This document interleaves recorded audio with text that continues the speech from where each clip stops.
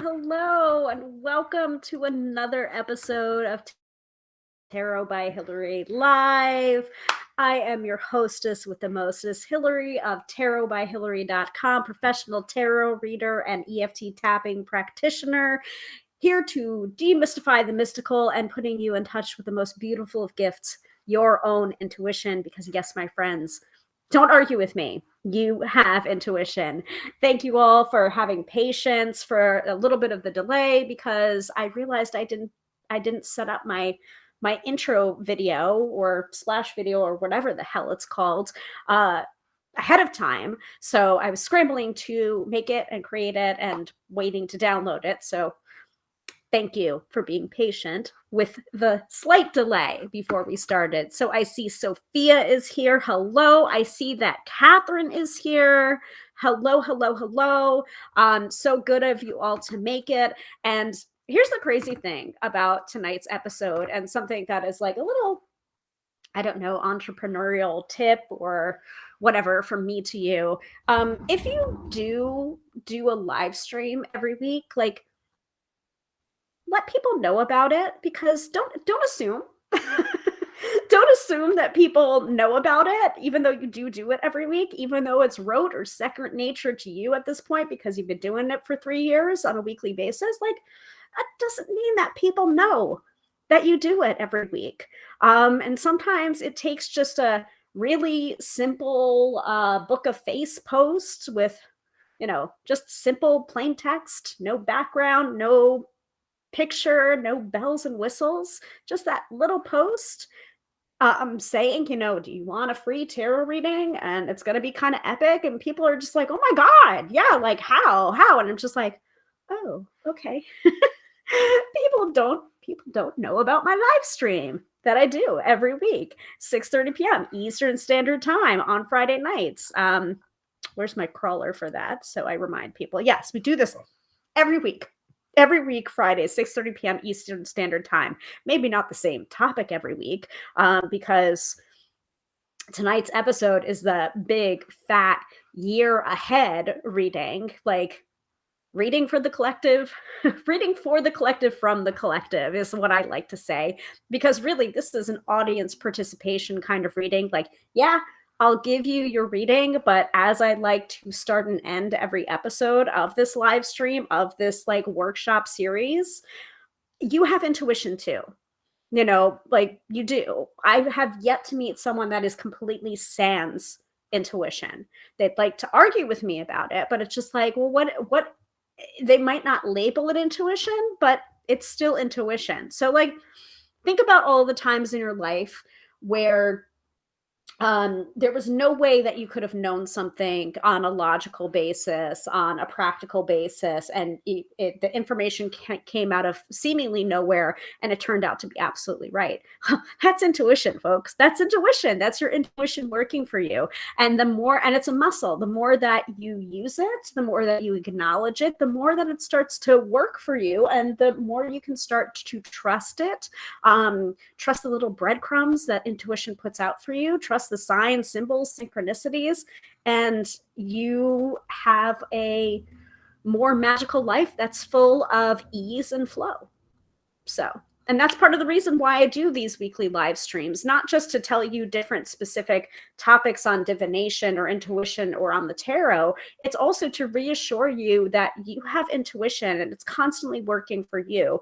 And the tool that I like to use best to connect myself to my own intuition, connect you to your intuition, is the magic and the power and the beauty of the tarot. Where is my book? Where the heck did I put it? Oh, okay, it's over there.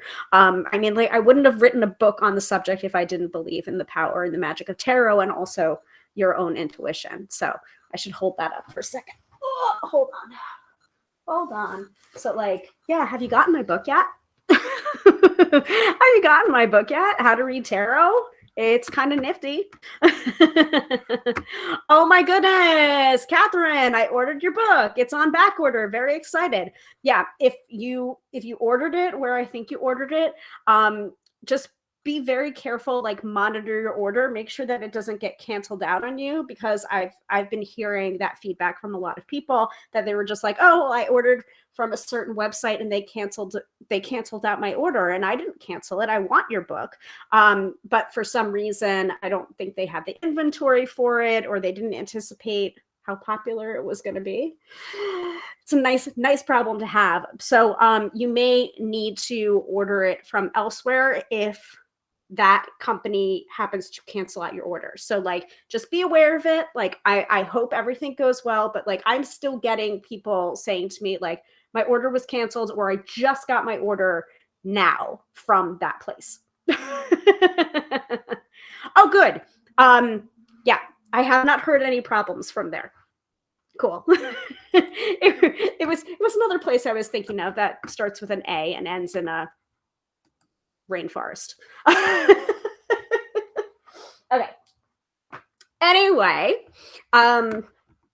actually, I can use my hold, please. I can use my little list here and push that and share the link directly. Okay, I can close that, show it on screen. So it's actually a pretty good deal, $15.99 US.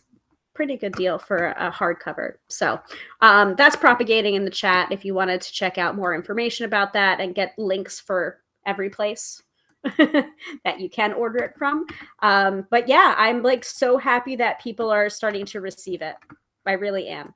But anyway, that's probably not the reason why you tuned into this episode. It might be part of the reason you tuned into this episode.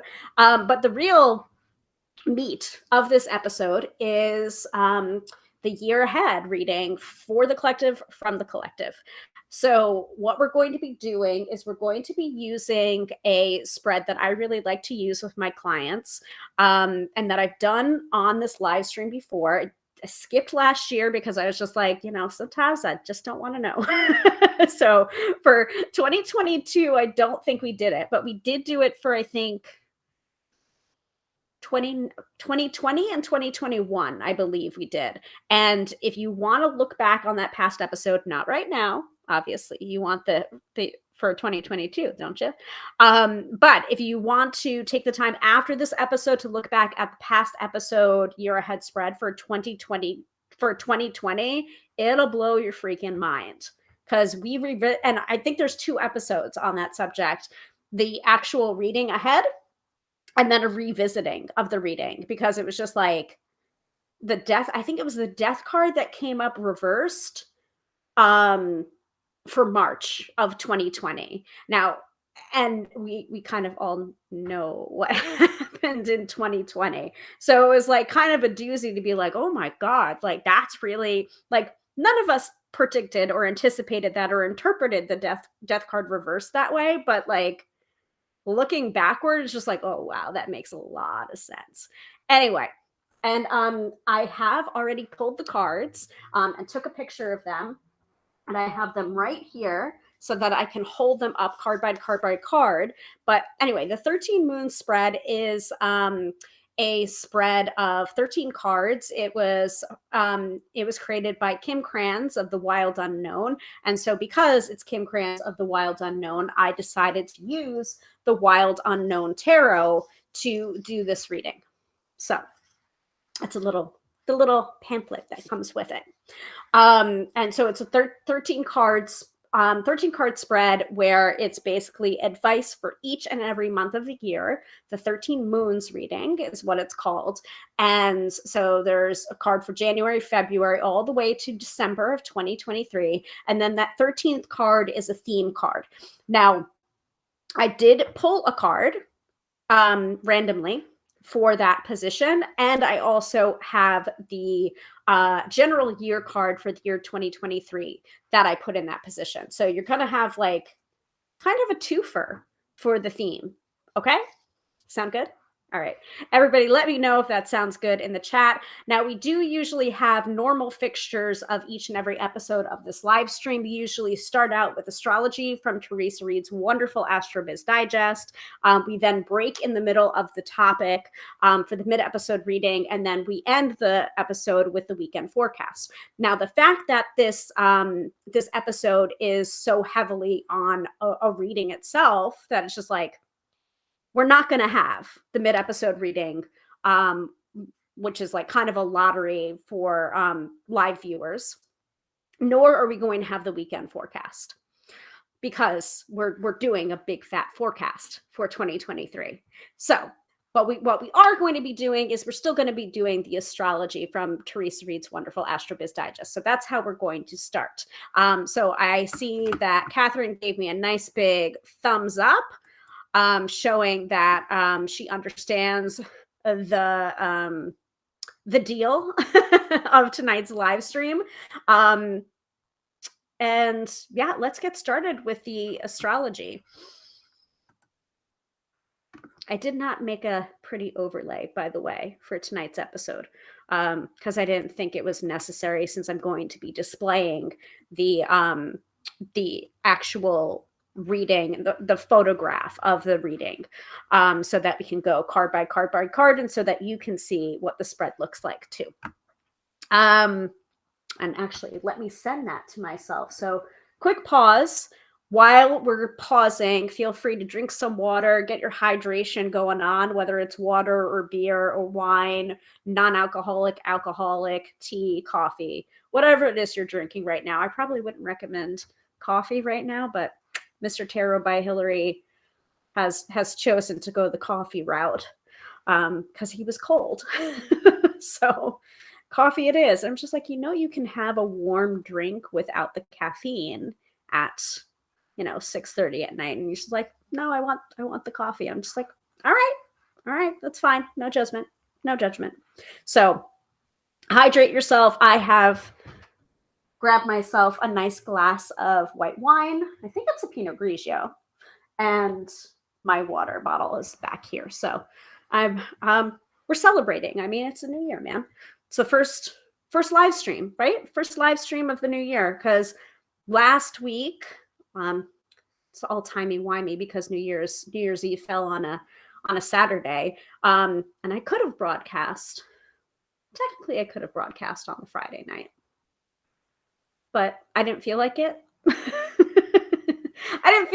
So I posted a past episode on, like, I think goal setting in the tarot was the one that I posted. So I didn't leave you with nothing. I left you with something. So let me send this while you drink your water or tea or coffee or whatever. And please let this work. Please let this send, because sometimes, my phone gets grumpy when I send things to myself. Attach file. Attach picture. And go. Please send, please send, please send, please send. Yes. All right. Oh, that makes me so happy that it's sent without any problems. Let me download that. And also, while I'm in my email inbox, I can pull up the AstroBiz Digest. Are we ready for astrology? I'm ready for astrology. All right, here's hoping that the okay, it's right side up, thankfully. Good.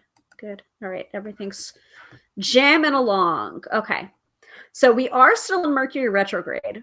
That's going to still be going on until, I think, January 19th, if memory serves. So that's still happening. Okay, weekly forecast.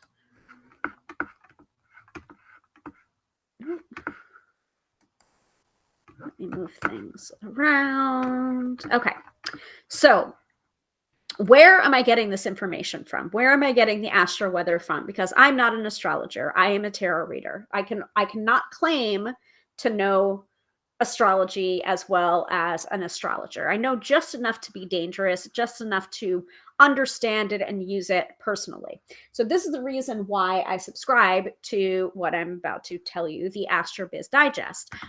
It is a subscription for $99 for an entire year's worth of astrology in layman's terms, straight to your inbox. It is geared towards entrepreneurs and business owners, but I found it to be insanely personal, like insanely helpful to my personal life.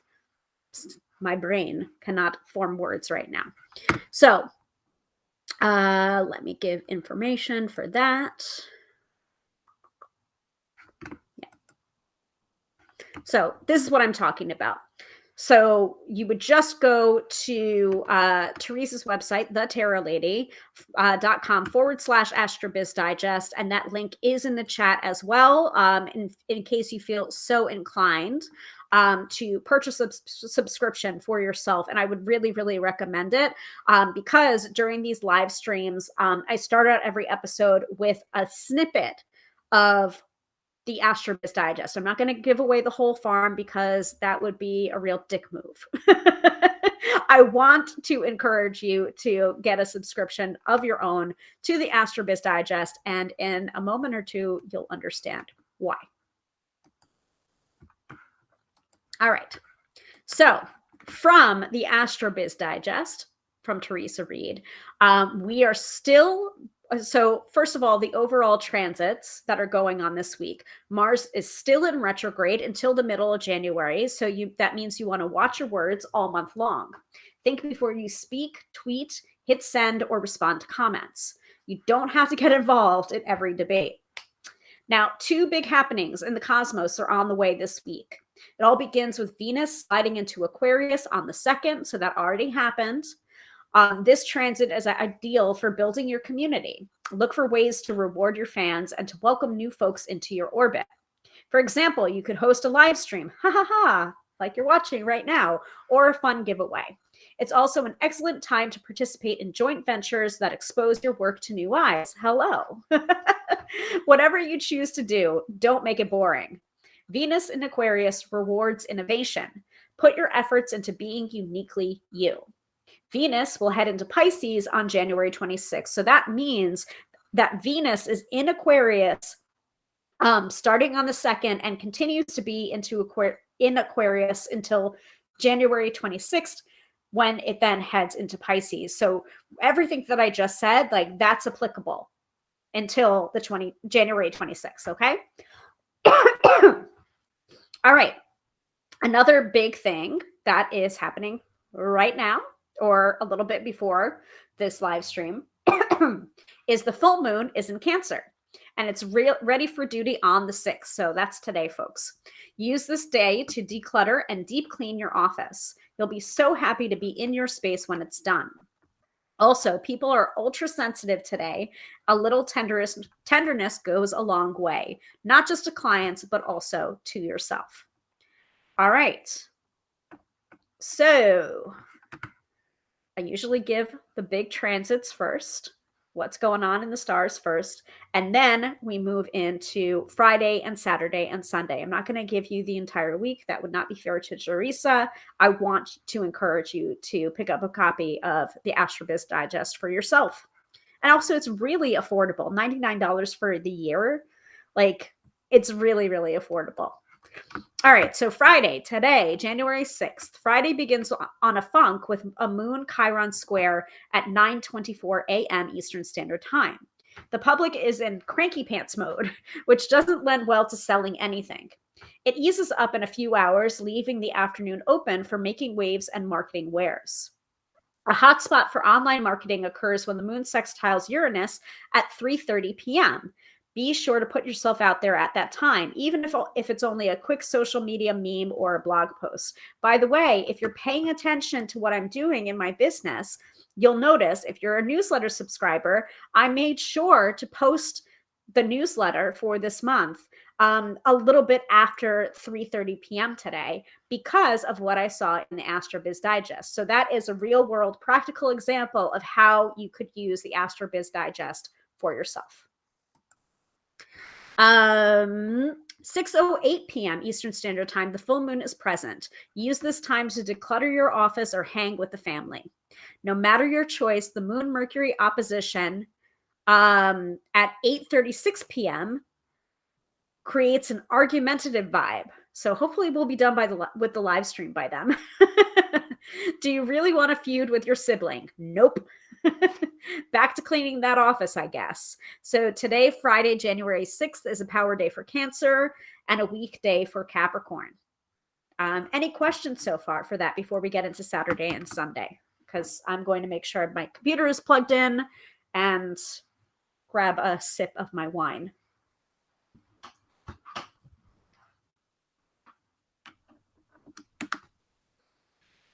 And if I'm going too fast, don't worry about it because replays are always available after the live. That's the beauty. That's the beauty of doing the live stream to the Book of Face and the Tube of You. Wherever you're tuning in from, there will be a replay available.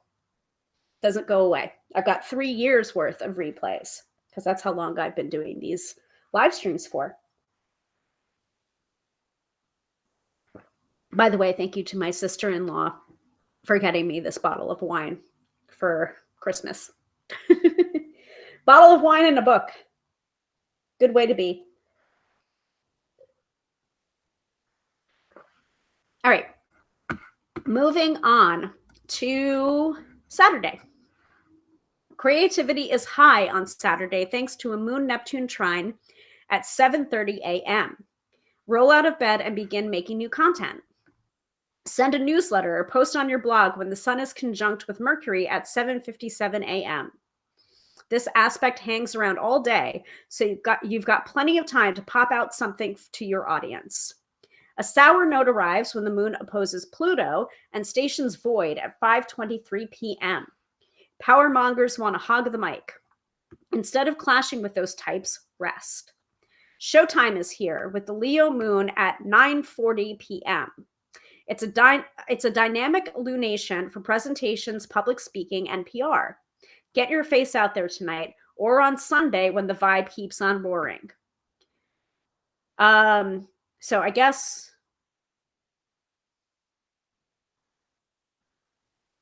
this moves into Sunday now. So that's Saturday.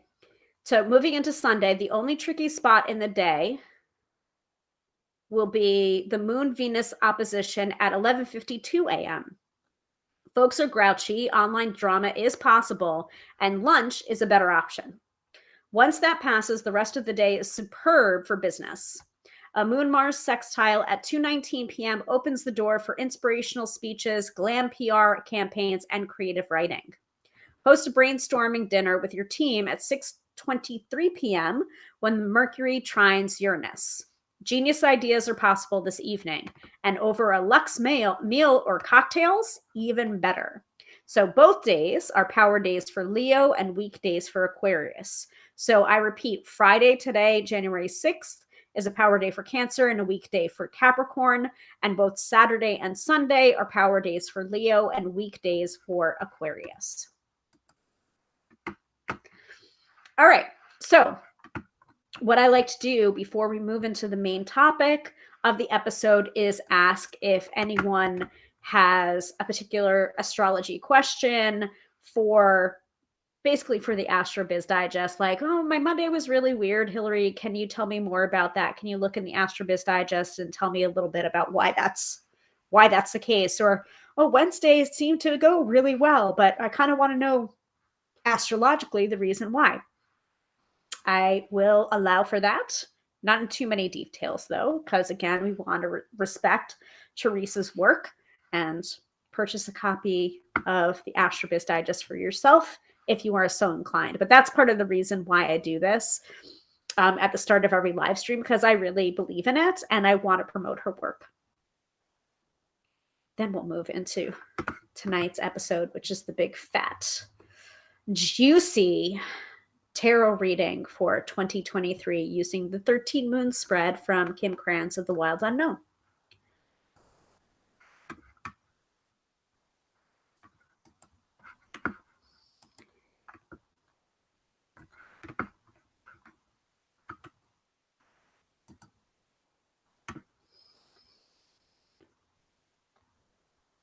Oh, for a second, I thought the photo of the spread didn't load. Oh my goodness. Also want to do a quick tech check before we really get started with the reading, because that would really be a bummer if I wasn't streaming to the usual places. So give me a second.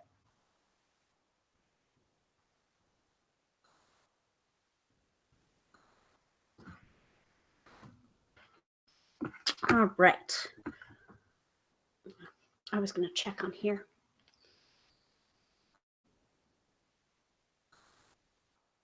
Ooh. Mm-mm-mm.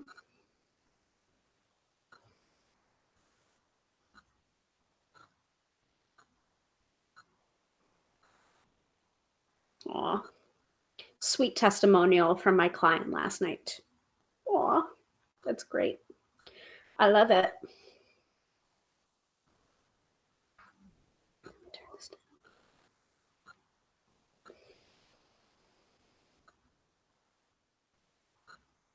Okay.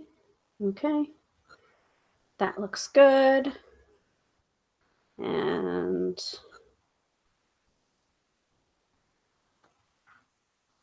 let me check.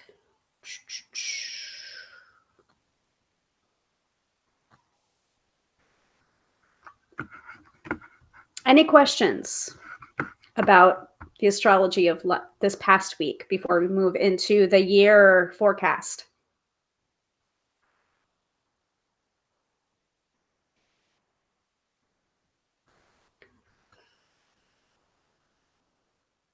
All right, everything seems to be working well. I'm so glad.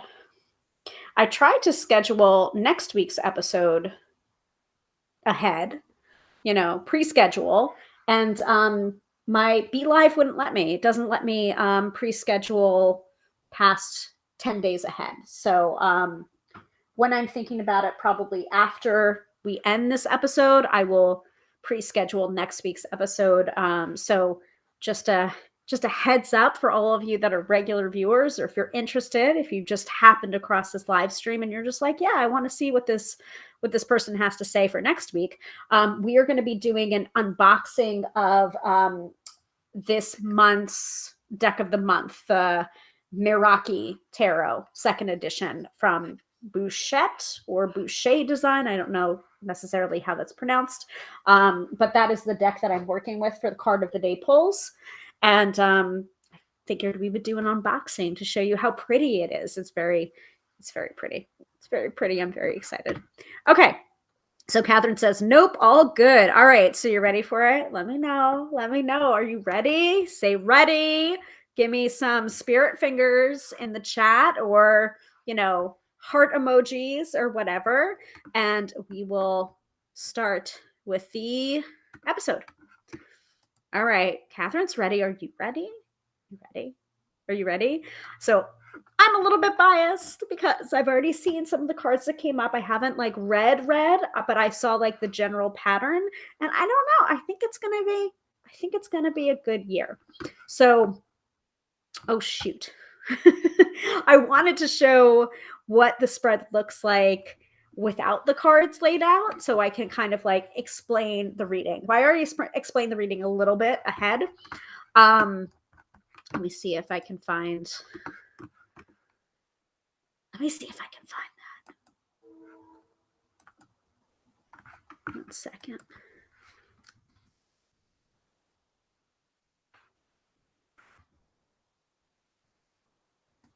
I've already done the 13 moons reading for at least 2 clients, if not 3 clients. So in the past month. So it's been very very interesting. Well, I know it's there. There it is. There it is. The only problem is there's a little overlay on top. And this is something that I'll do privately with clients too. So if this spread is intriguing to you, and you're just and so this is a general reading, by the way. let me give the disclaimer. This is a general reading for the collective, okay? So it's not a one size fits all for everybody. There may be places where there's disagreement or you agree or whatever. But you know, the way to combat that is to get a personalized reading, and you can do that on my website, tarotbyhilary.com. And the reason why I'm saying that is because this is the graphic that I use to promote my year ahead spread, which is the yearly tarot forecast, which is the 13 moons. So I can do this personally for you live in a session, if it's an hour-long session, or I can do this via PDF. So it's a 15-page report that takes me about a week to really like write everything down and do all my research and, you know, meditate and all of that stuff. So you can get it done either way, the 15-page report, or you can ask me for it by name, year ahead spread or the 13 moon spread, when you book an hour-long appointment with me. Okay.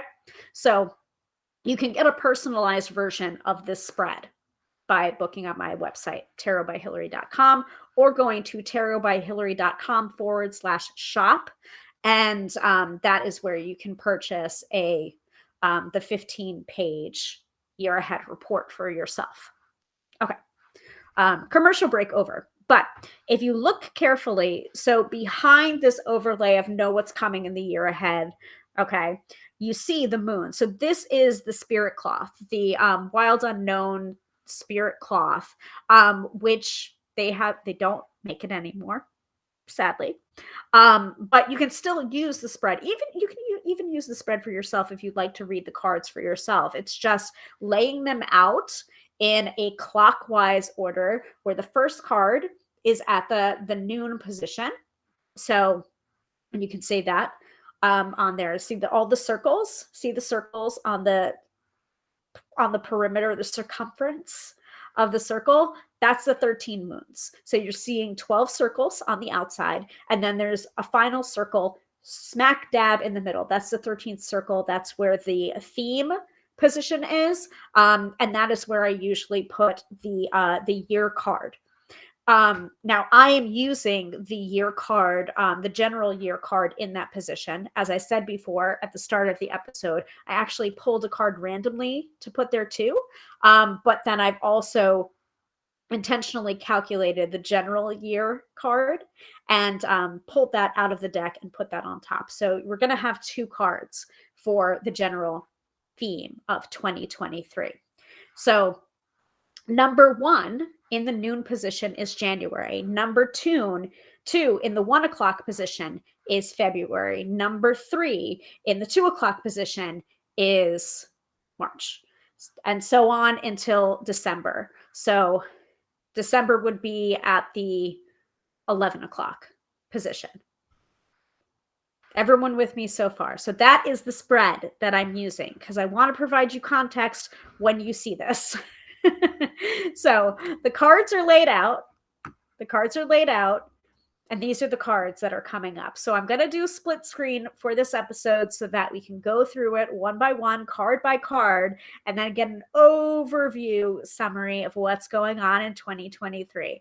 I'm so excited for this because we have had such revelations doing this in past years, up to and including that mind blower of 2020 that I mentioned about before. So I'd really encourage you after this episode, after you watch this episode, to go back and look at those tarot reading for the collective episodes or year ahead episodes on my Tube of You or my Book of Face channels.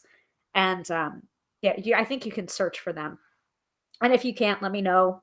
I'll provide you that information. Just send me a message and I can provide you those links if you need them. So it's very interesting to look forward, and then it's very interesting to look back and see, wow, those cards really did make sense in hindsight and in foresight. All right, so now you see the cards placed, right? So let's start, right? Let's hide that. Let's do split screen. And I might take away this as we begin. No, nope, it's not in the way. Oh, that's nice. It's not in the way, so I can still promote myself. And yeah. Okay. So are we ready? I think I need another sip of wine before we start. And I do have the cards in order with me. So the very first card, we're going to start at the top. So see that card at the top in the noon position, at the 12 o'clock position? That's this card.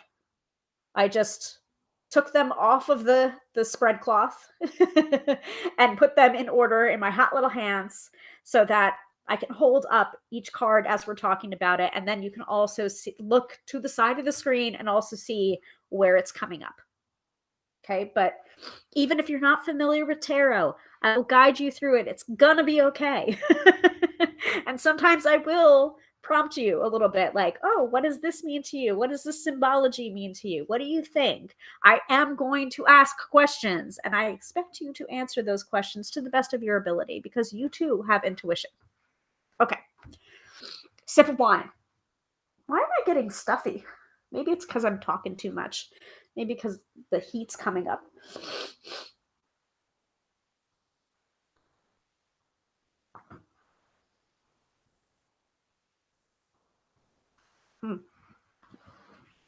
I need lip gloss or something. My lips are not happy right now. It is wintertime here in this northern hemisphere. Hydration, this, that.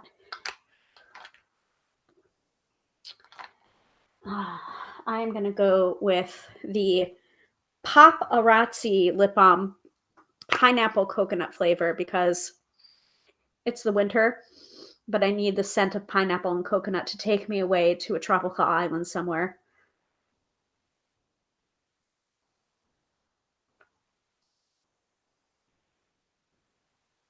Even though the last time I went to an environment like that was on my honeymoon. Bahamas. That's the last time I was in the climb like that. Anyway. So January, noon position, 12 o'clock position. We have the Daughter of Cups in the Wild Unknown.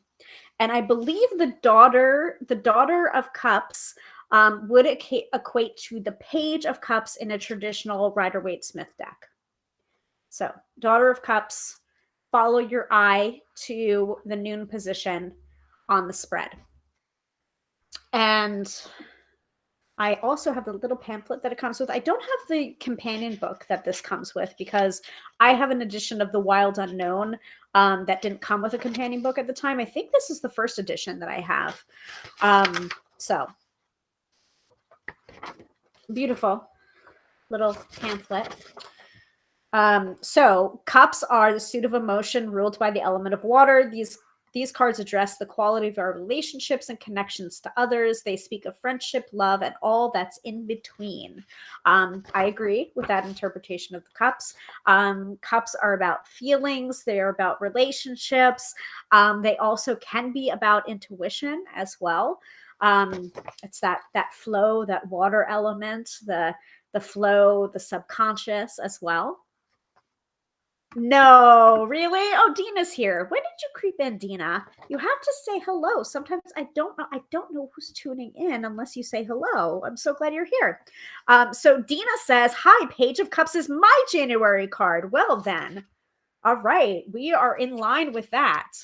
So as per the Wild Unknowns guidebook, the keywords for the page or the Daughter of Cups is emotional and romantic.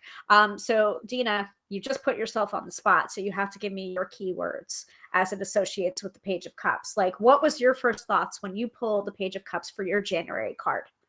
And also, I'm going to hold this up so that people can give their own commentary of the Daughter of Cups. Because I really do like, so the Wild Unknown is kind of a love it or hate it kind of deck, but I really love it. I think it's a great deck, especially if you're turned off by like, people. Basically, if you're like, you don't want a people, like this is a great deck because it's all animals and nature. There is not a single person on it. So, and you've got the little like, signet swan kind of thing going on, and you've got the little rainbow element to it. So I'll keep on holding it up. Nice. Okay, so Dina says, I heard active imagination. All right, yes. And Dina also says, dealing with my son, LOL. I'm assuming that it is your son that has an active imagination, possibly. It could be precociousness, yeah. So the way that I read this year ahead is that each and every card that comes up for the positional meanings of the months are like kind of our advice. Um, like the tarot was giving us advice, and also like kind of like what to look out for that month. What is going to be that theme of the month? And then it ties together with the overall theme of the year. By the way, the theme of the year for 2023, smack in the middle. And if you look closely, it's a horse. That's the Chariot card. So I calculated the Chariot card for the general card of the year for 2023, because 2 plus 0 plus 2 plus 3 equals 7. And 7 is the major arcana card of the tarot Chariot. Okay. So, but I'm skipping ahead a little bit. But like these are like little themes that are happening in each and every month. So Daughter of Cups to me is, like having the courage to be vulnerable, to try new things, to be in the flow, to not try and control so much, and to just like enjoy, be in that moment, be in the moment, and be in the flow. And we've got 12 more cards to get through. So I'm trying to get ahead of the astrological event that I mentioned in the AstroBiz Digest, so that we're not here, for hours and hours on end, which sometimes it can be a marathon session, and it's really fun. But at the same time, I want you to be able to have a Friday night. So Dina also says manifesting and active imagining. I like that. Like January might be a month where you're doing some guided meditations, you're visualizing more, you're doing your manifestations. In fact, it's so funny that you say manifestation, and I mentioned this also in my newsletter that I dropped this afternoon, because my mom called to my attention that there was someone on the Today Show that was talking about manifesting. And so like they had this whole video package beforehand, and like a lot of the people that were talking about manifestation, I'm just like, oh yeah, I follow her, follow him, yeah, like all people that I knew. So it was kind of funny. And then I was just like explaining a little bit to my mom over text, but she was just like, oh, they're coming, like, I don't think it was the Today Show. I think it was like Hoda and Jenna, or whatever comes on like as like a subsidiary of the Today Show, or like after the Today Show, whatever. So it was interesting that like my mom texted me about that, so I was able to catch it, and also listening to it, I'm just like, yep, that's right. That's about right. And so I think that this like the whole theme of January usually is like New Year's resolutions, new year, new me, blah, blah, blah, blah, blah, setting goals, setting intentions, etc. And it's just like, maybe it should just be rewritten to manifesting. What am I manifesting this year if the word resolutions doesn't really resonate with you? Like, choose a different word. It's okay. It's all kind of the same thing anyway. Yes, that's true, Dina. I can do part 1 tonight, then part 2 next week, but I don't know.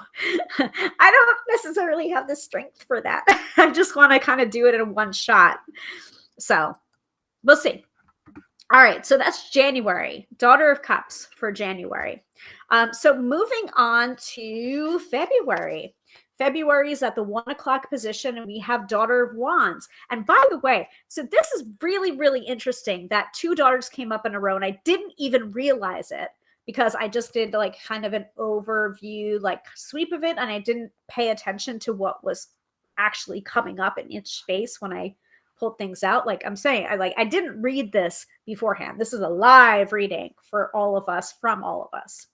But this is Daughter of Wands. So just like the Daughter of Cups is the Page of Cups, Daughter of Wands is the Page of Wands for February. So it's interesting that we have that page energy following us from the month of January right into the month of February. And February is often thought of as like a love month because of Valentine's Day and everything. But it's like, notice that the pages are flipped. You would think the Page of Cups would be in February, but it's not. So, Daughter of Wands. Wands, in general, the suit of Wands is from the Wild Unknown. Wands is a suit of creativity and inspiration, ruled by the element of fire. And these cards relate to our ambitions, our goals, our dreams. They mark the beginning of all ventures of the mind and spirit. So, my interpretation of the Wands suit is the will, the drive, the fire, the passion. Like, why do you do what you do? Okay.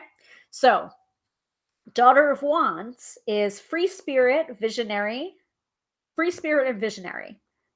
So it's almost like we're taking that flow, that vulnerability of January, moving it into February and having it coalesce with the Daughter of Wands, with the free spirit and visionary. And I love that this is a orangey reddish snake serpent around a flowering branch that's a wand. It's actually one of my favorite cards in the Wild Unknown, if I must be honest. So it has that kind of like undulating watery element with the snake, even though I do think of snakes and salamanders as like a fire element kind of animal. But that undulation, that infinity symbol, that flow around the flowering wand, it's just like have that flexibility while also focusing your intentions and your effort. What is everybody else seeing?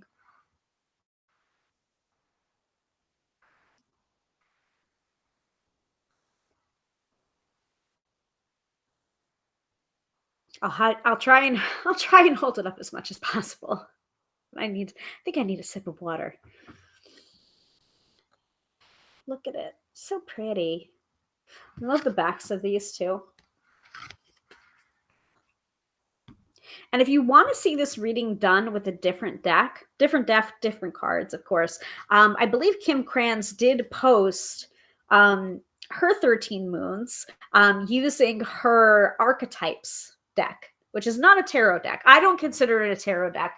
I consider it an archetypes deck. It is 78 cards, but it doesn't have like the Fool, the World, the Three of Swords. It doesn't. It has just 78 archetypes. And it's a beautiful deck. It's a circular deck. I have used it before. I really need to find my copy of it. It's a good deck.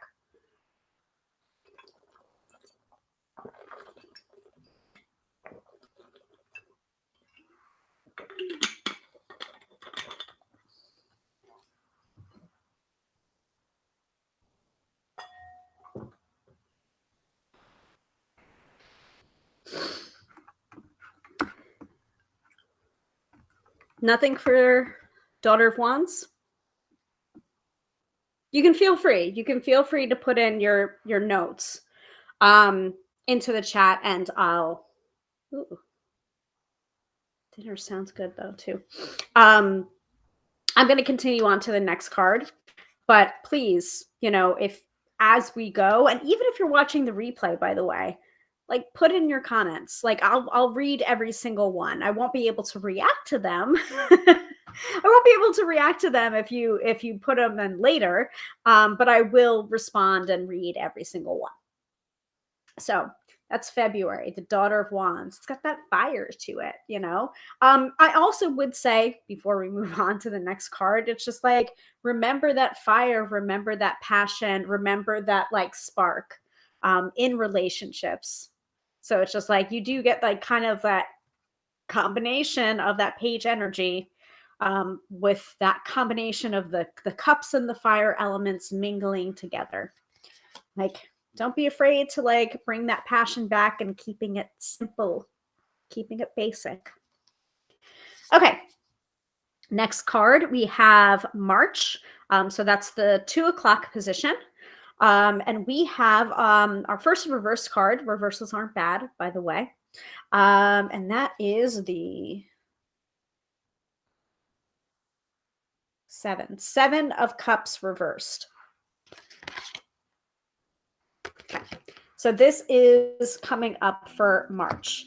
So again, we talked a little bit about cups before because of our first card at the noon position, being the Daughter of Cups. The Seven of Cups reverse to me is focusing your energy. That's my first thing that I'm thinking of. I'm going right from the cuff here. I will also tell you the keywords from Wild Unknown. So the Seven of Cups, their keywords are illusion and deception, which I don't necessarily agree with. I don't think it's a very deceptive card, but it can be a difficult card because upright, it's usually about being spoiled for choice. There's a lot of opportunity. There's a lot of things that are going on. There's a lot of choices. But with the reversal, it's just like there's just one right choice for you. There's one place that you need to focus. There's one thing that you need to expand on. And so March for us might be a little bit of a struggle to focus and to make sure that we're not following the bright and shinies in every direction. We need to like rein that in. And that also is a nod or a remembrance to that center card of 2023, which is the Chariot. We have to remember that the Chariot is about taking our different focuses and reining them in so that we get forward momentum. Otherwise, we're going nowhere fast. Hi, Liz. How are you? So that is March. Does anyone else have any other impressions about March before we move on to April?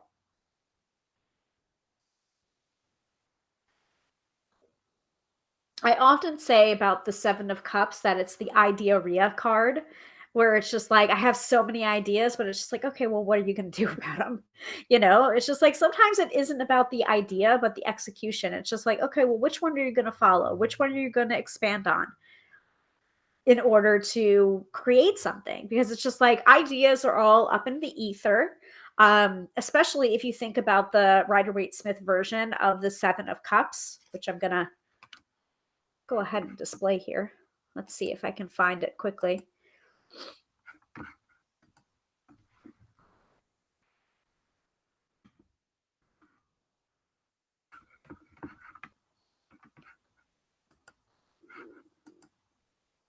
That's the Seven of Cups in the Rider-Waite-Smith. This is the Seven of Cups in the Wild Unknown.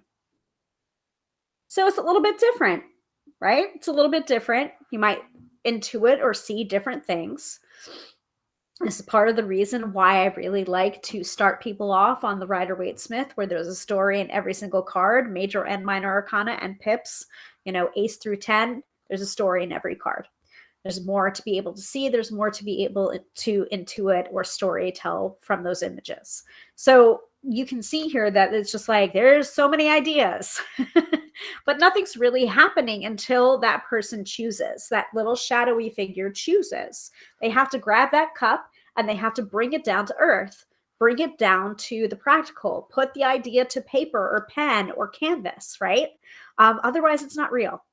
All of that clouds, that's all great and it's abundance and it's wonderful, but it's not real because it's still in the clouds. You need that person to be able to bring it form. So that's the theme for March. Take those ideas, don't be distracted, go with one, run with one, bring it into form.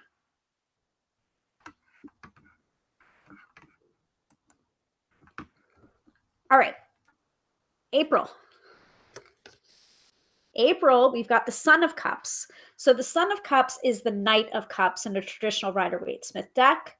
Again, we've talked about cups, and also there's quite a few cups coming up. Quite a few cups coming up in the beginning quarter of 2023. And so Son of Cups keywords are peaceful and introspective. So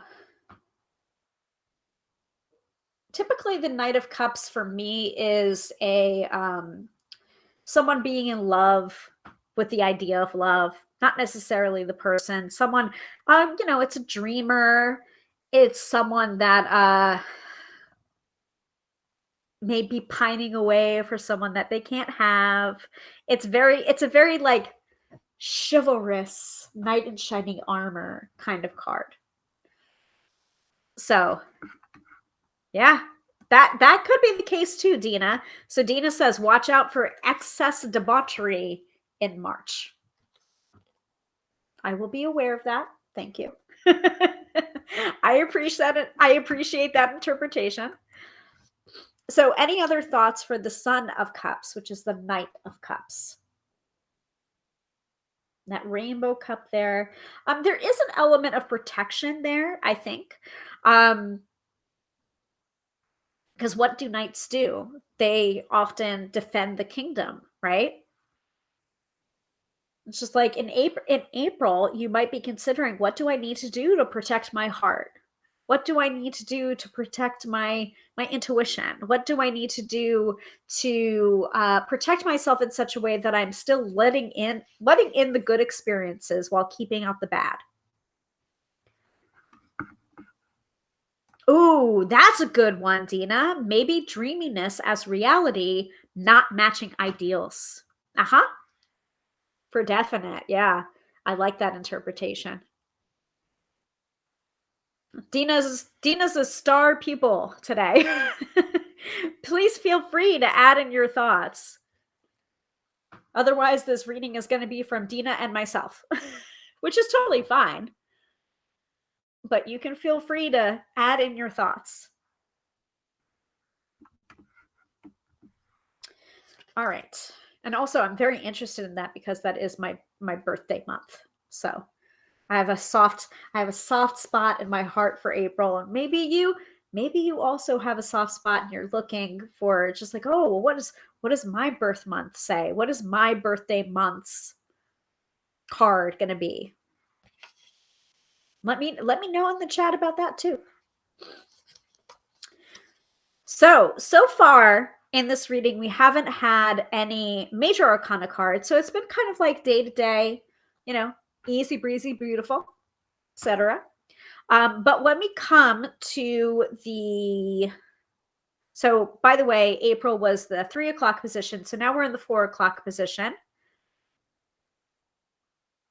And we're in the month of May, the 5th month. And we have a major arcana card here. We have the World card reversed.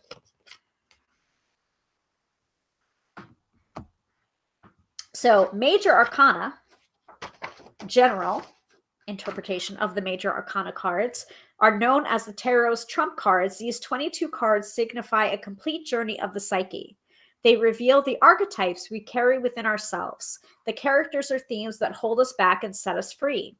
The cards of the major arcana usually address long-term or deeply rooted issues in our lives. These powerful cards should therefore be interpreted with care and sensitivity, honoring the complexities within. So I like how that's phrased. I usually call the major arcana like the big pivot points, the sit up and pay attention moments. That's how I identify the major arcana cards. I also think of it as like earth, air, fire, water, and the major arcana is the element of spirit.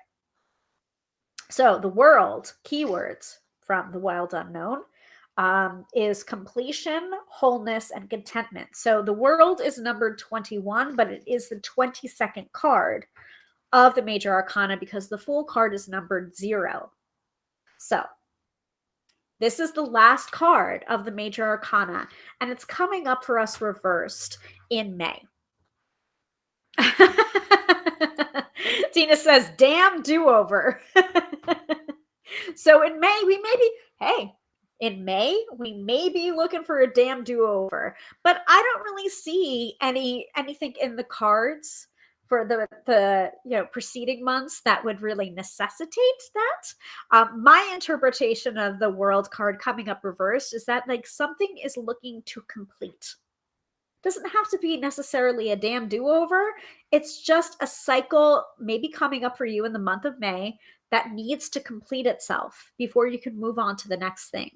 Oftentimes, the World card will come up reversed, and also the Ten of Swords may be coming up also reversed for readings in which it's just like there's a breakup and someone is still trying to get in your good graces, and it's just like, no, it's over, like you learn your lesson, or an ex is coming back, and it's just like the World card comes up reversed, and it's just like, well, have you learned the lesson with that person? Are you ready to do that dance again? Because it's just like, have you changed? Has that person changed, or is it going to be the same thing all over again? So the World card reversed sometimes comes up for us when we've like exerted our boundaries and people are not respecting those boundaries. So we have to then maintain those boundaries and be like, nope, like it's like kind of that boundary testing card. And it's just like, well, what's going to stick this time around? Like, what really needs to complete here? Have you learned for May, have you learned the lessons up till now that these situations or experiences have been bringing you? If not, you may be experiencing similar experiences because you haven't learned that lesson yet. And if so, you may be writing that card in May in order to move on to new and different experiences. Anything else you might be seeing in this card? You don't have to understand tarot in order to contribute. Like, just look at the card and tell me where your eye is being drawn to.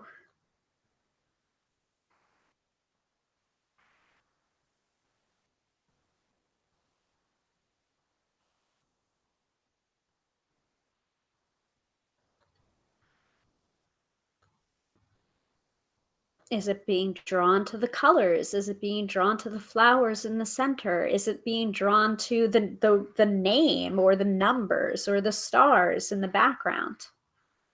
All of those can be clues as to what you're intuiting about that card.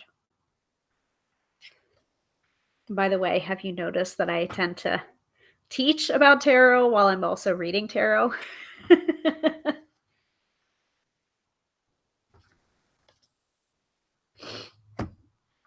All right. Please feel free to continue to put your thoughts into the chat, even as we move on to the next card. Oh, Jenny's here too. Jenny is commenting on the white circle in the center. And what could that possibly mean? I mean, I have my thoughts. Yes, hello. Hello to you too. Nice to see you. So yeah, the white circle in the center, could it mean that you need to make space in May for a little bit of breathing room or white space to be able to think, to be able to percolate, to be able to really integrate those lessons that you've been learning? Maybe it's all been go, go, go up until May. And now it's just like, ooh, okay, I gotta take a pause and really like reset and be like, okay, well, what's everything that I experienced in the last couple of months? Because sometimes that is what it takes to integrate something. It's just like, if you go, go, go, you don't have time to really process. And that could be a way of avoiding things. Actually, it kind of came up in therapy today, to be honest, that concept of downtime, and that it's necessary. It's necessary to be able to have some downtime so you can really, one, heal yourself, integrate things, and two, it's just like, maybe being on the go so much, it's been in an attempt to disassociate or avoid. I don't know. That's what I'm thinking of when I'm seeing the white space in the center. It also can be a quick interpretation is to find your center in May. But Jenny, I would love to hear your thoughts. All right, moving on to June. So June is at the 5 o'clock position. And we have another reversal. We have the Two of Wands reversed. And to me, really quickly, because it's coming up for me, so I'm gonna. Yeah, okay, Jenny. Just moved to a new home in a new state. By May, I'll need that break. There you go. See? It's that easy. That easy. Say what you see. Say what you see, and then think about, oh, why am I being drawn to that particular symbol? There you go. All right. So Two of Wands to me, when it's reversed, is like, notice these two wands are pointing back towards the person that's reading. So it's pointing back to me, it's pointing back to you. So it's like you may be in June that the contemplation that you had in May and the completion that you're looking to integrate in May, in June, you're looking to focus maybe more on yourself. So really quickly, Two of Wands, the keywords from the Wild Unknown book is determination and willpower, which makes a lot of sense. It can also be a card of balance. Many times the twos of the tarot can be that that need for balance, or that need to make a decision, or that struggle of the juggle. It really depends on which two we're talking about. Actually, since I have my book right here, I can also give you keywords from my book, because there's definitely keywords in my book on each and every tarot card. So, but I talk a little bit about like what the number means, and also what the number specifically as through the lens of the suit means. Of course, I went right to the major arcana. We need the minor arcana right now. So to my mind, the wands are the element of fire, the will, the drive, motivation, magic, and creativity. So yeah, twos are choice, decision-making, limbo, and balance. By the way, once again, my cover of my book in the back cover. I love the back cover too. Just love it. I love it. So for wands, I did not put reversals in here, by the way. Just want to let you know. It's fine. It's fine if you want to read with reversals. It's fine. So for Two of Wands, I said success, security, and making big plans. That security is built into that two foundation, that limbo and that balance. So it really is like, what does the two mean to you? But for wands, it is that kind of like, where is my focus? Again, focus. This is a year of focus, folks. Like, where is my attention being drawn? Where is my focus? Where is my energy coming from? It really feels like that, especially with the main theme card being the Chariot. It's like, where is my focus being pulled? It's just like, and when I'm not sure, the best bet is to focus back on myself, because that's the only thing that we can control. That could be another thing that we're dealing with in June. Where's my focus? And let me focus on me, because that's the only thing that I can control in a situation. Yeah. Or Dina's got a good interpretation there. Back to planning a new dream.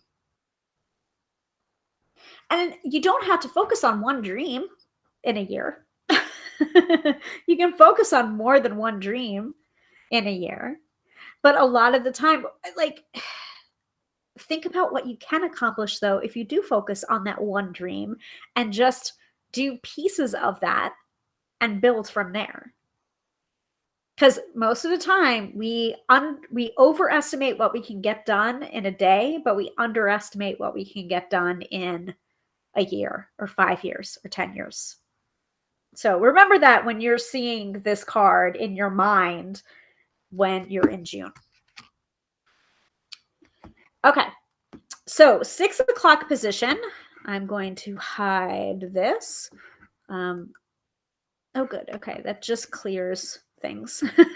So you see the little angry owl at the 6 o'clock position. Also another reversal. Reversals are not necessarily bad, folks, by the way. It can sometimes mean a blockage or a miscommunication to the energy, but it's not necessarily bad. It also can mean who's in the driver's seat and who's in the passenger seat. So depends really on the context of the reading. So at the 6 o'clock position, we have the 7th month, July.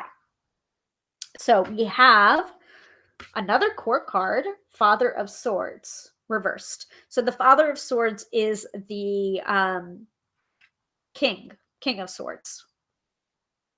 And this is our first swords card of the year. Okay. So swords really quickly for me means conflict and communication and conflict. For according to the Wilds Unknown, it's where is it? The suit of action and intellect ruled by the element of air. These dynamic cards address change, conflict, and power. They point to constructive and destructive tendencies within us all.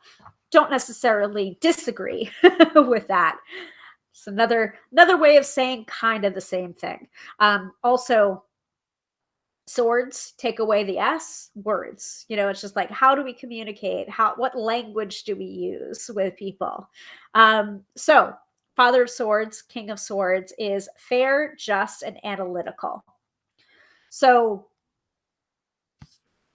to me, a reversal of that King of Swords, Father of Swords energy is just like, where is fairness in your life?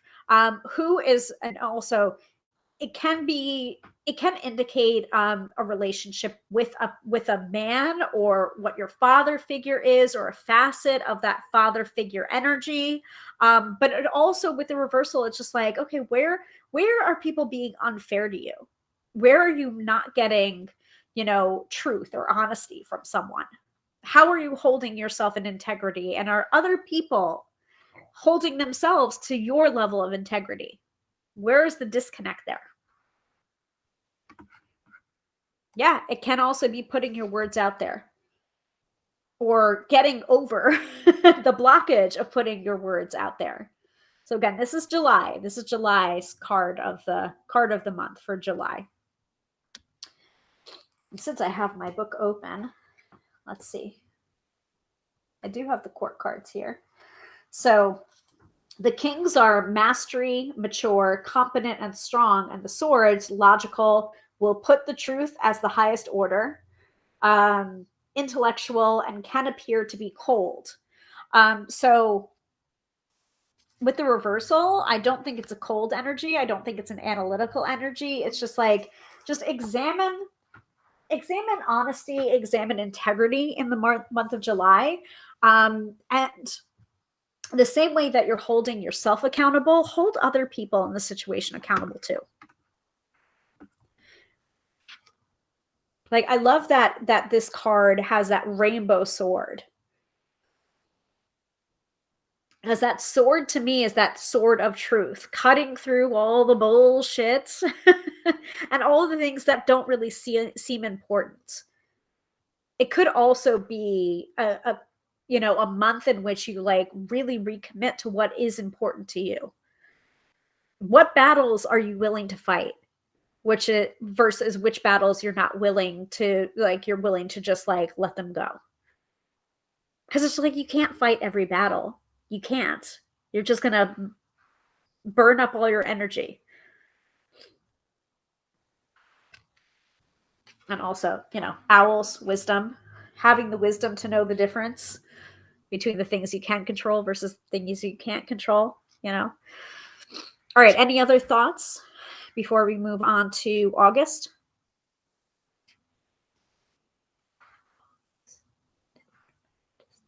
Wait. Well, yeah.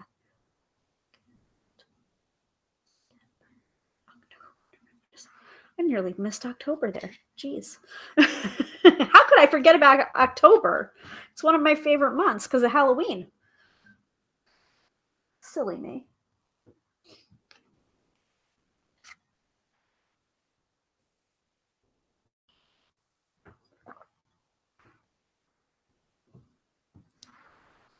And again, if you want one of these personalized for you, you can book it at tarotbyhilary.com. Because remember, this is a general reading for the collective. Not everything is going to resonate. It would be really weird if it did. All right. So the month of August in the 7 o'clock position is another 7. Wow. We've got some 7s in here. All right. And almost like catacorner from each other. If you like look across the circle, There's the Seven of Cups reversed, and then there's the Seven of...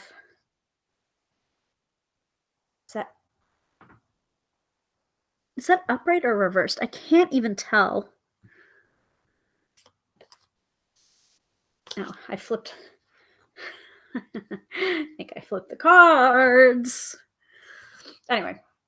Okay. It is the Seven of Pentacles reversed. So first, Pentacles. So Pentacles, or coins, according to the pamphlet, suit of worldly possessions ruled by the earth element. These cards speak to issues of our homes, money, and careers. They reflect upon our generosity and our greed. So Pentacles to me is, yes, the element of earth. It is about career. It is about finances. It can also be about the body and your physical health and how you're treating your body. Because if you look at the Pentacles, it's the stars, right? And there's 5 points to the star, and there's 5 points to a human body. So it's like the head, the hands, the feet. Spread them out into a star pose if you want to, with feet wide apart and arms spread up wide to the sky. That's a star pose. I'm pretty sure that's called the star pose. But that also is my association with the body sometimes too. So Seven of Pentacles, keywords, are contemplation and reward. Now, I am going to display the Rider-Waite-Smith version so that you can see the reason why I'm going to be interpreting this card the way that I am. Because, here's one of the drawbacks of using the Wild Unknown is this, kind of ladder. It's great. It's kind of great, actually, that the Seven of Pentacles is depicted in this way, because it's just whether it's upright or reversed, you're kind of getting the same ladder up to that same ascending feeling rather than descending feeling. But the reason why I'm going to say what I'm going to say is because I'm thinking about the Rider-Waite-Smith version of the Seven of Pentacles, where it's just things are just going to take a little bit longer in the finances department or the resources kind of department of your life. Here's the reason why.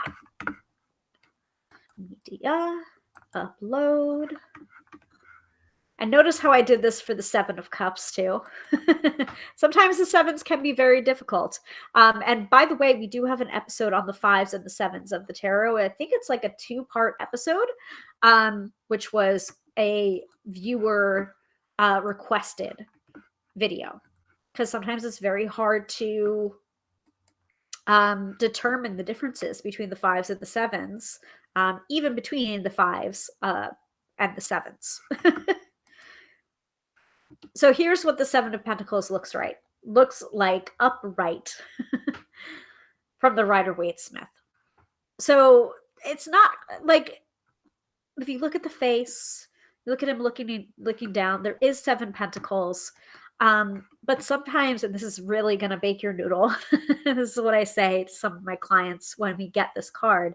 I'm just what expression is on his face? And that's actually what I'm going to ask you guys. I'm not going to insert myself in here.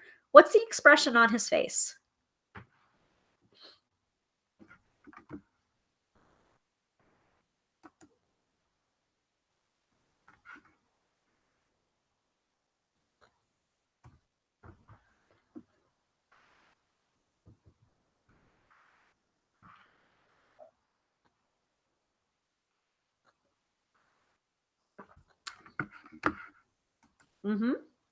So Catherine says pensive. Any other? Tamara, when did you sneak in here? Kind of meh. Yeah. Contemplative, wistful.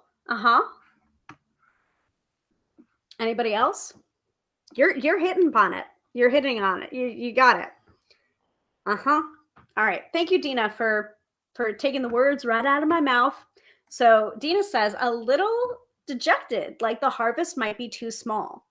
And But notice how like all of us saw something different. And sometimes the face will change. Even though it's a static card. It's not like we're in Harry Potter and there's moving pictures, right? That's a static card. But yet with our intuition, we can intuit what this figure might be thinking when he's looking at his pentacles. It's like, oh, this is not as big as I thought it was going to be. Tamara says, just got home, so I have to watch the replay if there is one. There is always a replay, Tamara. Always. All these live streams always have replays, whether it's on the Book of Face or the Tube of You. That's why I do it. I love it. So this is, by the way, the card for, oh God. Is it August or July? I've lost track now. This is the reason why I need to put this here. Okay. July, right? No, August? Wait. I have to do this again. Hold on. January, February, March, April, May, June, July, August. Jesus. Okay. But yeah, so Dina is hitting upon part of the reason why I am displaying the Seven of Pentacles instead of just showing you, yeah, like this is the deck that we're working with for the spread, and it's great, and I love this deck. Don't get me wrong, but again, Rider-Waite-Smith has more of a story on each and every card. There's more to intuit. There's more to interpret. So that's the reason why I'm showing it when I need to. And I have these images in my brain for every single card of the 78 cards of the tarot, so that I have these little, like my little filing cabinet of word associations, keyword associations, symbolic associations, what a certain deck looks like. Mostly, I always go back to the Rider-Waite-Smith imagery because that's just how I learned it best. So from here to the middle,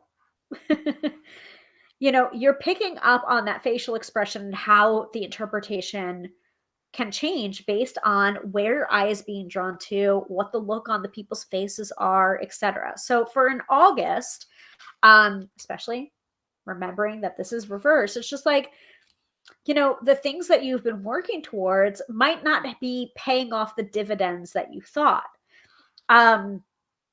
And again, if somebody were to be coming across this live stream or watching the replay, they might be seeing something different on his face. Like it might not be like Jenny said, contemplative and wistful. Tamara said kind of meh. Catherine said pensive, which is more, I don't know, more positive than some of the other words that we used. So it could be, like looking at this card, it's just like, remember your personal philosophy. If you're a glass half full kind of person, you might be getting a more positive reading. If you're a glass half empty, or if you're pragmatic about it, it could be just like, oh, well, in August, I might need to adjust my finances, or I might need to put a little bit more away for savings, or I may need to refocus my efforts in something that's going to pay off a little bit more based on what I'm seeing now. Makes sense to everybody? Yes. Thank you, Jenny. August. Yeah, this is for August. But the reversal of the Seven of Pentacles is just like, things might be taking a little bit more time than you anticipated. And what are you going to do with that information? Are you going to completely abandon your efforts? Are you going to double down on them? Or are you going to start to split your effort, or like be like, oh, okay, well, maybe I should put 80% of my focus into this and maybe start to focus on this other thing 20%. But again, this is all information to do with what you will. All right. Thank you for the audience participation. I appreciate it. Makes these readings for the collective, from the collective, that much more fun and empowering. All right, we are back to another major arcana card. This time it's coming up coming up upright for the month of September, and we have the Magician card. So it is at the 8 o'clock position on the spread. Let me go ahead and display that. And again, major arcana, main pivot points, the element of spirit, et cetera, et cetera, et cetera. And according to the guidebook here, for the Magician card, we have action, self-empowerment, and purpose. Now, the Magician card is depicted as this in the Wild Unknown. So it has a nod to all of the elements that would be of the suits. You got the sword, you've got the pentacle, you've got the cup, you've got the wand. Much like the Magician card in the Rider-Waite-Smith, you got the infinity symbol in the chest of the leopard. Cheetah? He looks like a cheetah. Not sure. So what is coming up for you when you see that the Magician card is the card for the month of September? I have my own interpretations, but I'll shut my mouth and wait for the input. I'm also going to go ahead and display the Magician card from the Rider-Waite-Smith, in case people are not down with the cheetah. All right. So by the way, the Magician card is numbered 1 because the Fool is number 0.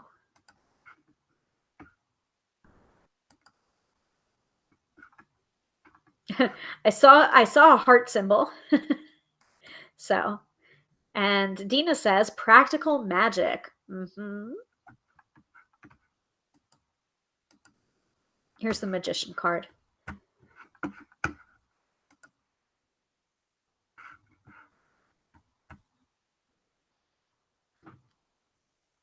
So notice the similarities between the Magician card from the Wild Unknown and the Magician card in the Rider-Waite-Smith. So we don't really have the... Now, here's the thing, Dina. I kind of want to ask you, why do you say practical magic?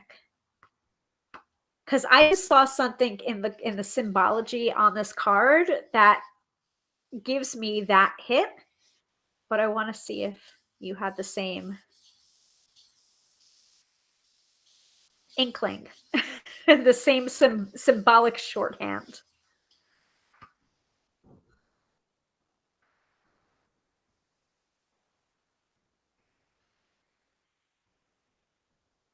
Because I've never had that association before on this card until I just like looked down and my eye was drawn to it. I've never it's interesting. I'll wait. And while I'm waiting, the rest of you can also put in your interpretations of what the Magician card means.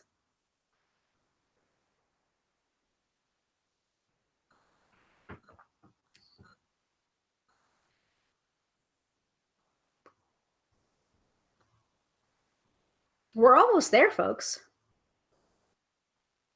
We're in August. We've got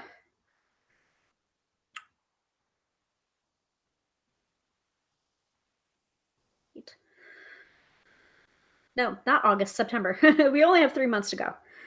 For a second there, I was just like, I just did August. Okay. September is Earth Girl,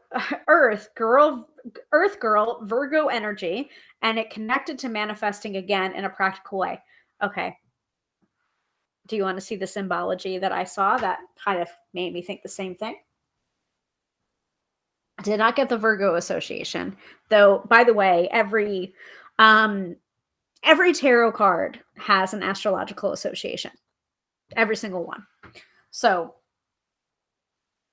we're not going to get into that in this episode. Most of the time, I will not mention that until it like jumps out at me in the symbolism. But okay, here's the reason why. Look where the paws are. Don't look at my manicure. That is now chipping that I did myself. Look at where the paws are. They're not resting on any other element, any other suit. The paws are not resting on the sword. They're not resting on the wand. They're not resting on the cup. They are resting on the earth element and the pentacle. Practical magic. What do you think about that? My mind is blown.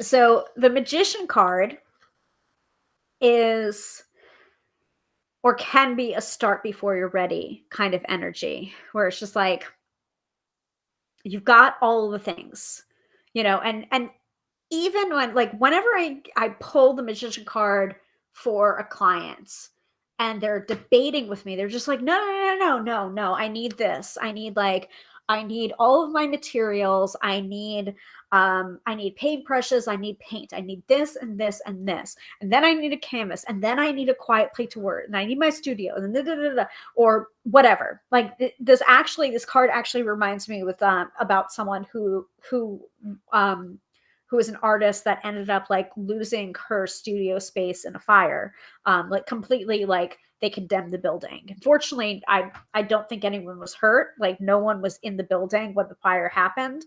Thankfully, like no loss of life there, but it was just like there was not anything really to be salvaged. And I gave a reading to her and I was just like, here's a couple of things that I'm seeing. But the Magician card did come up and I'm just like, I know it sounds almost cruel for me to say this, but it's just like, you have everything you need to be an artist. You don't need all of the things on the table. You just need yourself.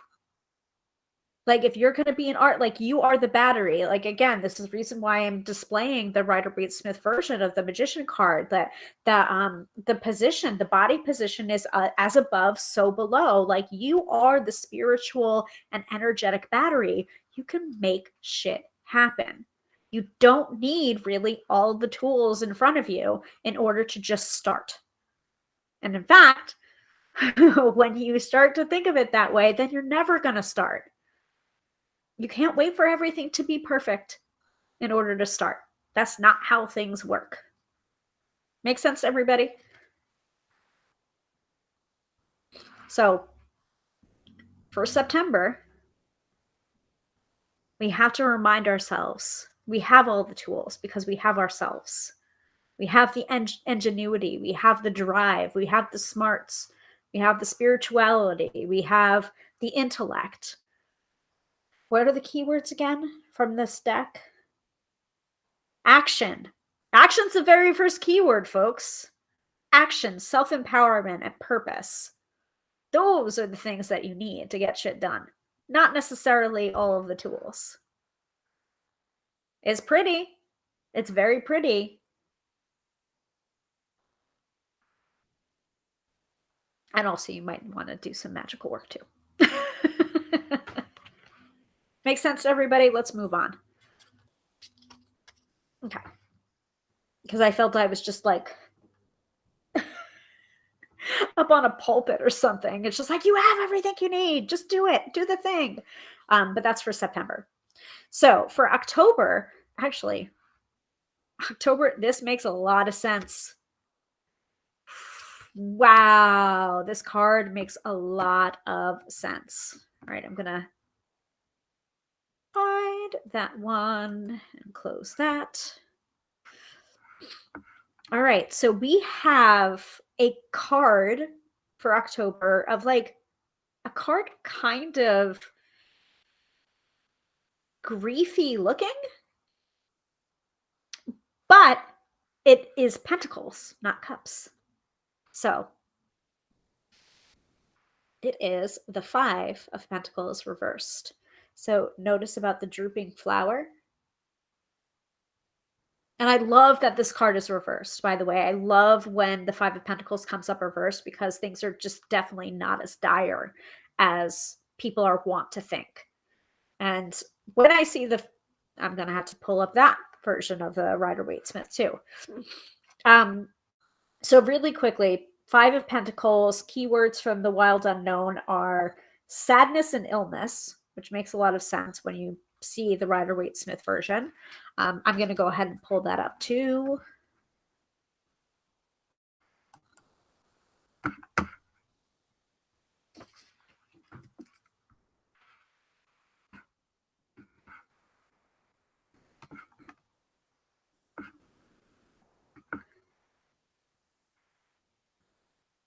There you go. So you can see why. You can see why the keywords for the Five of Pentacles would be sadness and illness, because you got to kind of beggar looking people in tatty, ratty clothes that seem to be just not doing the job of keeping them warm in the snow, in the cold. One is limping on crutches, one is like huddled against the cold, and then you have the Five of Pentacles that seems to be in a stained glass window of a church. Now, different depictions, different artistic depictions of this card will always kind of indicate that glow of the Five of Pentacles. In the Fountain Tarot, this is something that's just coming to mind. The Fountain Tarot has the Five of Pentacles, and all it is like kind of a glowing doorway, if memory serves. And whenever I see the Five of Pentacles, it's just like they could look to the help that is being given, but they don't seem to be looking. And so that is usually my interpretation for the Five of Pentacles. It's just like things are not as dire as you would think they are. A lot of the time it is associated with money, where people are just like, oh, scarcity mindset, like I'm freaked out, I'm scared, I'm this and that. But this depiction with that like dying rose feels a little cupsy, feels a little Five of Cupsy, which is typically a card of like playing the what if game, wishing for things that could have been done differently, wishing for what might have been, that kind of thing. And if I can, I'll display that one too. Yeah. Dina's got it. Dina's on it. Let's see. No, not six. Five. Five of Cups. Let's see if I can display all of this at one time. Might not be able to. There we go. Well, unfortunately, it makes things a little bit smaller, so you can't see quite as well. But like, okay, so there's the Five of Pentacles, right? And there is the Five of Cups. And like, look at the body language. It's almost as if the wilting flower is replicating that wilting kind of posture in the Five of Cups, which is kind of brilliant, I think. So it's like, it's not necessarily a great card to have, but it is a card that is usually softened a little bit with the reversal, where it's just like things are really not as dire as you're making them out to be financially, spiritually, resources rise. There's just like, there is that help to be given if you would just ask for it. So I do want to show that. So Dina's just like, ask for help. Yeah. Even though it's hard, like stifle your pride, because the help is not being offered because someone's trying to like condescend to you. That's not the reason why help is being offered. Help is being offered because someone genuinely wants to help you. And Dina also says, okay, it's okay to take time to rest and review your resources, especially for the month of October. That's a very standard time. It's like that last harvest. It is considered that the witch's new year, if you happen to be a practicing witch. It is that time of like introspection, going within, asking for help, finding your community as well, and making yourself prepared for the darker times, the winter time, going into the days where it's shorter days and longer nights. Anything else coming up for you? Yeah. Yeah. Jenny says a refuge is right beside you. Like literally, it's right there. It's it's so frustrating. Like this card can be so I just want to like go through the card and like shake them and be like, it's right there. It's right there. Like, look, turn. If you turn just a quarter of an inch, you can see the help that's there. And again, this is part of the reason why someone asked for the 5s and the 7s deep dive of the tarot on these live streams, which we have in 2 parts. You can go back into the replays and search for them. They're there. I promise you they're there. I think it was like 2 years ago now? But we talked about the 5s and the 7s and why they can be difficult to read because they are difficult cards. That's not an easy thing to deal with. Mourning, grief, wishing for things to be different, playing the what if game, asking for help, scarcity mindset. That's not easy to deal with. And typically the 5s and the 7s are not easy cards. So they sometimes can be harder to read. Right. Yep. Mm-hmm. The rose seems to be rising in the reversal, turning up to look for the light. Yep. There's hope. There is hope there. You just may need to turn a quarter of an inch to see it. Yeah, Dina says it's hard to get out of the poverty mindset. I agree. It really is. I was actually just talking with a client yesterday about scarcity mindset and poverty mindset, and I actually did a tapping and a tarot session with them. And one of the things that I suggested is something that I'm doing myself, where it's just like I am taking the phrase "I can't afford to do something" out of my vocabulary entirely because it's not true. I admit that is a very privileged thing to say, but I know that that is true for me. I can afford to do a lot of things.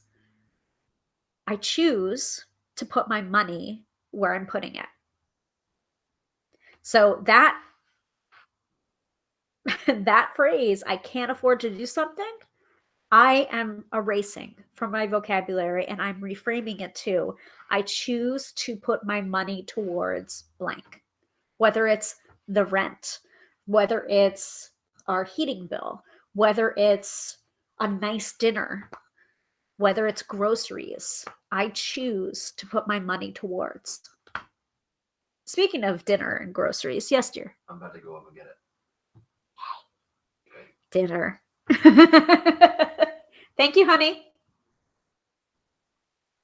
The dinner bell is ringing. It's kind of perfect, actually, that he came in while I was saying that, because I also spoke to Mr. Tarot by Hilary about that, and he was just like, yeah, that's really, like, that's true. Like, I'm going to do that too. I'm like, cool. Yeah. So Jenny is leaving us. I've got to go, but I'll watch the rest on the replay. Thanks, Hilary. You're very, very welcome, Jenny, and thank you for contributing to this episode. We've got a couple more to go. We're in the home stretch, folks. So, yeah, I would say that. Try it and let me know how it goes. Take "I can't afford" out of your vocabulary, at least before October, before October of 2023. Or let's check in on that in October of 2023. I am choosing to put my money or my resources or my finances toward blank. Okay. November, we have another Pentacles card, and it's the 3 of Pentacles reversed. Now, again, reversals are not necessarily awful. They're just miscommunication or a blockage to the energy or something else. Like we just talked about in the 5 of Pentacles, sometimes a reversal to a harsh card can soften it. All right. I'm just going to remove that from source. Remove that from source. Should I display the Rider-Waite-Smith version of it? Not entirely thrilled with it, so I'm not going to. I remember it. I know what it looks like. But we are getting, for November, the Three of Pentacles, the Three of Coins reversed. So that to me is like, I like actually with this imagery on this particular card, I like it reversed because if you notice, the mountain is, the peak is on top in the upright, and in the reversal, it's the three stars or the three people or the team or whatever is the one that's focused on, and the mountain or the insurmountable is below. To me, it's like you can conquer anything in this month. So November is a very like team building kind of month, I think. So interpretations from Wild Unknown, Three of Pentacles, is teamwork and determination. Now, again, it is reversed, so it might be a little harder to come together, but I think like that's really what this month is about. Come together. Like, remember the whole, remember what you're fighting against or fighting for. Yeah, Dina says, work smarter, not harder. We would hope by now or by November of 2023 that we would. But this might be a very timely reminder for us. So remember, like, that's also the really great part about these replays is that you can revisit this episode anytime that you want to. Like, yes, we're doing this live right now as of Friday, January 6th at 8:22 p.m. Eastern Standard Time. That's the time right now as I speak. But you can go back and be like, what did that crazy tarot card reader say about the the card of the month for November, you know, or like, what was that reading, that year ahead reading? It's just like, I remember her saying something about teamwork. Let me like revisit it at 3 a.m. your time. You can do that. Put headphones on, especially if you live with someone else. Be courteous, but you can revisit these episodes whenever you need to for a reminder. So yeah, I really like that this interpretation or this visual depiction of the Three of Pentacles. What is everybody else seeing? I do like Dina's work smarter, not harder. My mouth is watering thinking about dinner.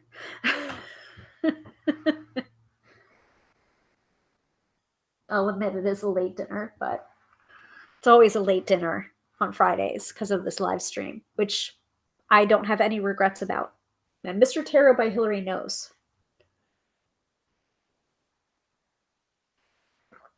That's my Fridays. Therapy and live stream. Sometimes the live stream becomes my therapy after therapy.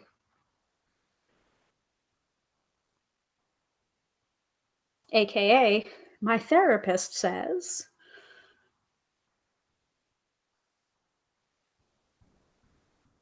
I'm going to hold up this card until until my wrist hurts. All right, I'm putting this down. So Tamara says, as above, so below.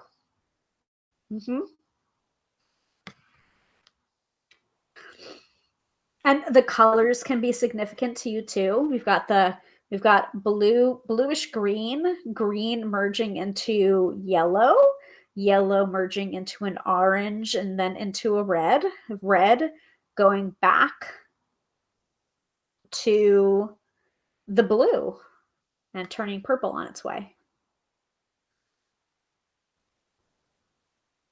So I may also recommend like watch out for threes in November to, as an indication that you might be on the right track for something. That team building, the creating something that is greater than the sum of its parts. Now I'm just thinking about that song from the musical Chicago. I'm not going to sing right now. It's probably not a great idea.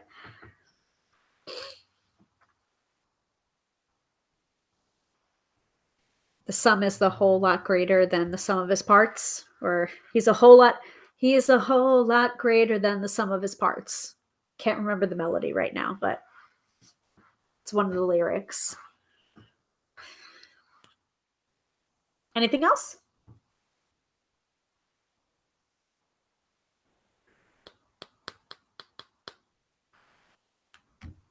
been noticing those repeating numbers lately too, which are usually an indication about manifestation, that your manifestations are working, that you're on the right track as well.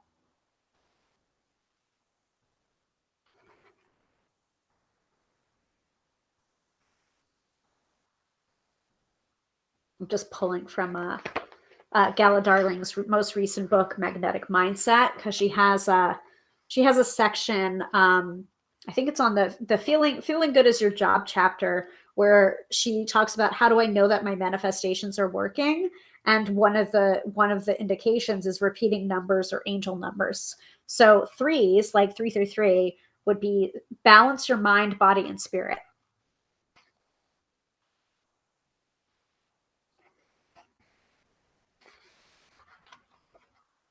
And also you can ask like, what's my sign? What's my sign to know that I'm on the right track or that my manifestations are working?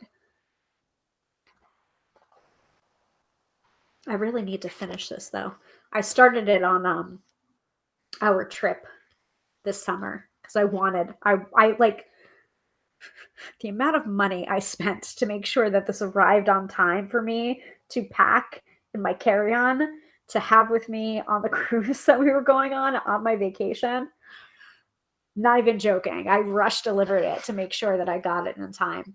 But I have to finish it because I was showing it to my mom, and my mom like took it from me on her vacation. I'm just like, I was reading. Hey, I was like, hey, I was reading that, and she was like, it's very interesting. And she's like, no, I'm not done yet. And I'm like, you can borrow it when I'm done with it.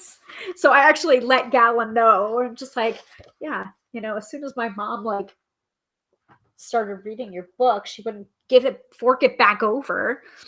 Anyway, so moving on to the last month of the year, December of 2023, we end with another king. We end with the Father of Cups, so the King of Cups. It is reversed. That's okay. Again, reversals are not a bad thing. And so the King of Cups would be associated with supportive and diplomatic, and is someone that is in touch with their emotions, even if they happen to be masculine expressing, they still have their emotions, access to their emotions, and are not having trouble expressing those emotions. However, with the reversal, that might be the case where it's someone that like has difficulty expressing their emotions, or can be wishy-washy sometimes with the reversal. Or what I've noticed with like the King of Cups coming up reversed or the Queen of Cups coming up reversed, it can be an indication of the extreme either way, where they're either like cold or not expressing their emotions, or they're very like wishy-washy, very dramatic, very much like can't get them to stop crying. That kind of thing. It's just like very hit or miss, very like very, very in tune or very, very out of touch. So, oh, I love that, Dina. Our dreams grown up. I do like the black swan too. Not quite sure what the significance is of a black swan there. And it's a fairly well-rounded reading as I look at the different suits that came up. Like we have no lack in any one department. There's wands there, there's cups there, there's swords there, there's pentacles there, and we have major arcana too. Like there's plenty. It feels like just a very well-rounded year. Actually, I want to look up what black swans mean. By the way, speaking of animals, so yes, the Wild Unknown is very much animal and nature based. She also came out with a deck that is like an animal oracle deck, and it's called the Animal Spirit. So it's like the Wild Unknown Animal Spirit Oracle. I would really recommend that to you if you're looking to see like, oh, well, I keep on seeing chipmunks or snakes or grasshoppers or crickets or Praying mantis. Like, what does that mean? I would encourage you to like look that up for yourself, find your own personal meanings and connections with that, or get an oracle like the Wild Unknown's animal spirit oracle. And I feel like it's like a more like, I don't like the concept of people using medicine cards because I feel like that is kind of like, if you're not a Native American, you probably shouldn't be using medicine cards. It feels a little squeaky to me. So that is my workaround is by using that deck instead of like a medicine cards deck. Do you know what I mean? Like, I want to be respectful. Yes, that's true. That's true. So that's where by the way, that's where the interpretation that Dina's giving is coming from. We started at the Page of Cups. We started at the Page of Cups and we're literally ending with the last card in that suit, which is in the court cards, which shows that evolution through the Page of Cups, Knight of Cups, Queen of Cups, Father of Cups. There's that evolution there. Not quite there because it's reversed. It's not upright, but we're getting there. And of course, it would be a good time of the year, and the time of the year that where most people are looking back and taking stock would be in December.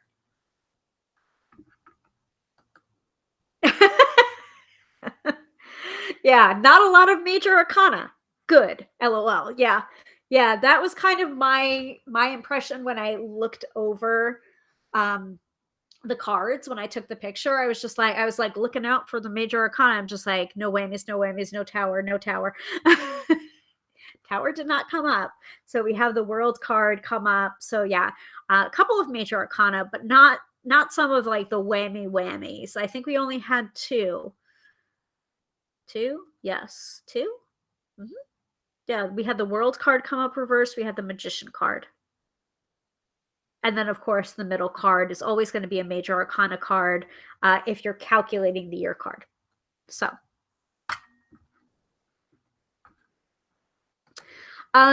Mark, we just did an entire reading for the year of 2023. I understand that you're really in need. If you'd like to book one at my website, tarotbyhilary.com, you have many options available that may fit into your budget. So you may want to book an email reading or one question reading if you'd like. But that's the best I can do you for right now. And thank you for understanding. Dina says Saturn in Pisces this year can be spiritual goals. Lots of that actually. So let's move on to the center card, which is the Chariot card. That is the one that I intentionally pulled based on my calculations of the year card, which is 2 + 2. So 2 + 0 + 2 + 3, because it's 2023. Equals 7, which is the Chariot card. So this is what the Chariot card looks like in the Wild Unknown. And I'm going to go ahead and give you the keywords here. So the Chariot is about strong will, achievement, and triumph. So this is the general theme of the year. And I'm also going to do you one better. I did talk about this a little bit what episode did I put up? I did put up the strength episode today on the podcast. I think next week I've already scheduled an episode which is on birth cards and year cards, I believe. Don't quote me on that.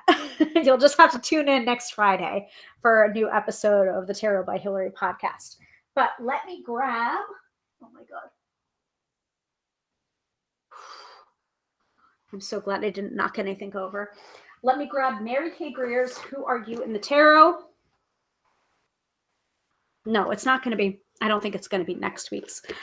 So this is Who Are You in the Tarot by Mary K. Greer, which is Discover Your Birth and Year Cards and Uncover Your Destiny. It's a really great book to pick up if you're interested in birth cards and year cards. Not just year cards to forecast things to come, but also to revisit years that have previously happened to see like the themes that were happening and the events that were happening in that year and to like make sense of them. Like, for example, I attended her workshop when this came out. This edition came out in 2011. This is the second edition. She did a workshop at SF Bats, and we had to think about a year in which a lot of stuff happened, or like a very significant year. And she was like, okay, now calculate your card for that year, your personal card for that year. So what you would do to calculate your personal card for that year is use your birth month, your birthday, and then that year to see specifically what your year card is, and then look at the events of your life and see how that matched. So for me, I picked 2007 because that was the year that I ended a long-term romantic relationship, and I ended up starting to date the person that became my husband. So I was just like, that was a lot. And I also ended up moving in that year too, where I had to move out of the apartment that I shared with my ex. And like my life completely changed. So it's just like, okay. So I did the calculation. I was just like, okay, this makes sense. I can't even remember what card it was that I calculated, but I was just like, yeah, this works. This works. This stuff works. Let me plug back in my computer again. So highly recommend that if you want to calculate your birth cards. So to calculate your birth card, you would just do birth month, birthday, and birth year. In order to calculate your birth card, you would add to subtract. So basically you would keep on adding until you get down to a digit that is between 1 and 22, which corresponds to the Tarot's major arcana. And you'll usually have more than one birth card. You'll usually have like the constellation of whatever. So like, for example, I'm a Death Emperor. So my main card is Emperor. And then my hidden factor or teacher card is Death. So it's just like, Emperor, I want to be in control. Death, I can't control the fact that I'm going to die someday, you know? So it's often like that hidden factor or teacher card is often like the opposite of your life's theme, so that you can learn to grow and, deal with that. So like Dina is saying, for example, I am the Wheel of Fortune this year. I am also the Wheel of Fortune. We are both in a Wheel of Fortune year. So in general, let us see what the Chariot card has to say from this book. By the way, if you're looking to pick up this book, you're probably not going to see it in this format. The third edition came out in 2021 or 2. I can't remember. And it is now called Archetypal Tarot. So with each new edition, it comes with a different title. I don't control that. Mary doesn't control that. So the first edition of this book is called Tarot Constellations. The second edition is Who Are You in the Tarot, which is this version right here. And the third edition is Archetypal Tarot. It's all the same book, just, added onto with each edition. Okay. So as not to cause confusion. So I've already bookmarked the Chariot year. So I will hold this up. It's also in the center of our reading. Okay. And then we've got one more card, because I also pulled a card randomly too for the theme. So it's kind of, we've got like a combo theme going on, and then we'll wrap up the episode because I am readinged out, and I hope I'm not too harsh with the people that are asking for a card pull or for a reading right now. I know that I know that many people are going through a hard time right now, but like you have to understand this is my job, and these live streams are something that I do as a labor of love. And if you would like to book a reading with me, you can do so at tarotbyhilary.com. But please understand, this is my job. Okay, so Chariot year. In the Chariot year, you act and move ahead on the decisions made in the Lover's year. For instance, you may decide to end a relationship in a Lover's year, but won't do so until a Chariot year. The Chariot year focuses on your goals, so you harness your energies to move forward and adventure forth. As 7 is a number of initiation, a 7 year is one in which to take your abilities to the next level. You have to prove your expertise by handling difficult situations, often with conflicting aspects. True mastery requires that you work on self-control and self-discipline. If you give free rein to your instincts and emotions, represented by the sphinxes, they may tear you apart. This can be experienced as some kind of breakdown, losing your temper or worse, or an accident, sometimes literally acted out in your automobile or your chariot. You may be called upon to act as a warrior in a Chariot year. The moons on the shoulders of the charioteer signal a need to serve and protect others or to champion a cause. Like the knights of old searching for the grail, when you are goal-oriented and have a definite direction in which to move, your Chariot year has the most meaning. You are developing assertion and creating an identity in the world. If you drive too hard, you could become belligerent and egotistical, running roughshod over everyone else. To help you assert yourself in the world, you put on some sort of suitable armor, uniform, or persona and appearance. For instance, an expensive suit promotes you as a successful business person, while a special uniform or set of tools inspires confidence in your mastery. Such devices also cloak your sensitive feelings and insecurities. People often travel or relocate in a Chariot year, yet as a card relating to Cancer, a sense of roots is necessary for you to feel secure in a possibly turbulent year. Also, by the way, full moon is in Cancer today. Just saying. Occasionally, you become so attached to home or protected by armor that you turn to stone, becoming an immovable object. As the moon rules Cancer, being near water can help you relax those touchy emotions and soothe your jangled nerves. So that is the calculated year card for the year 2023. 2 plus 0 plus 2 plus 3 equals 7, which is the Chariot. Now, the references that Mary makes is to the Rider-Waite-Smith version of the Chariot. Just letting you know. Whoo! One more card and then we're done. So, because I'm hungry.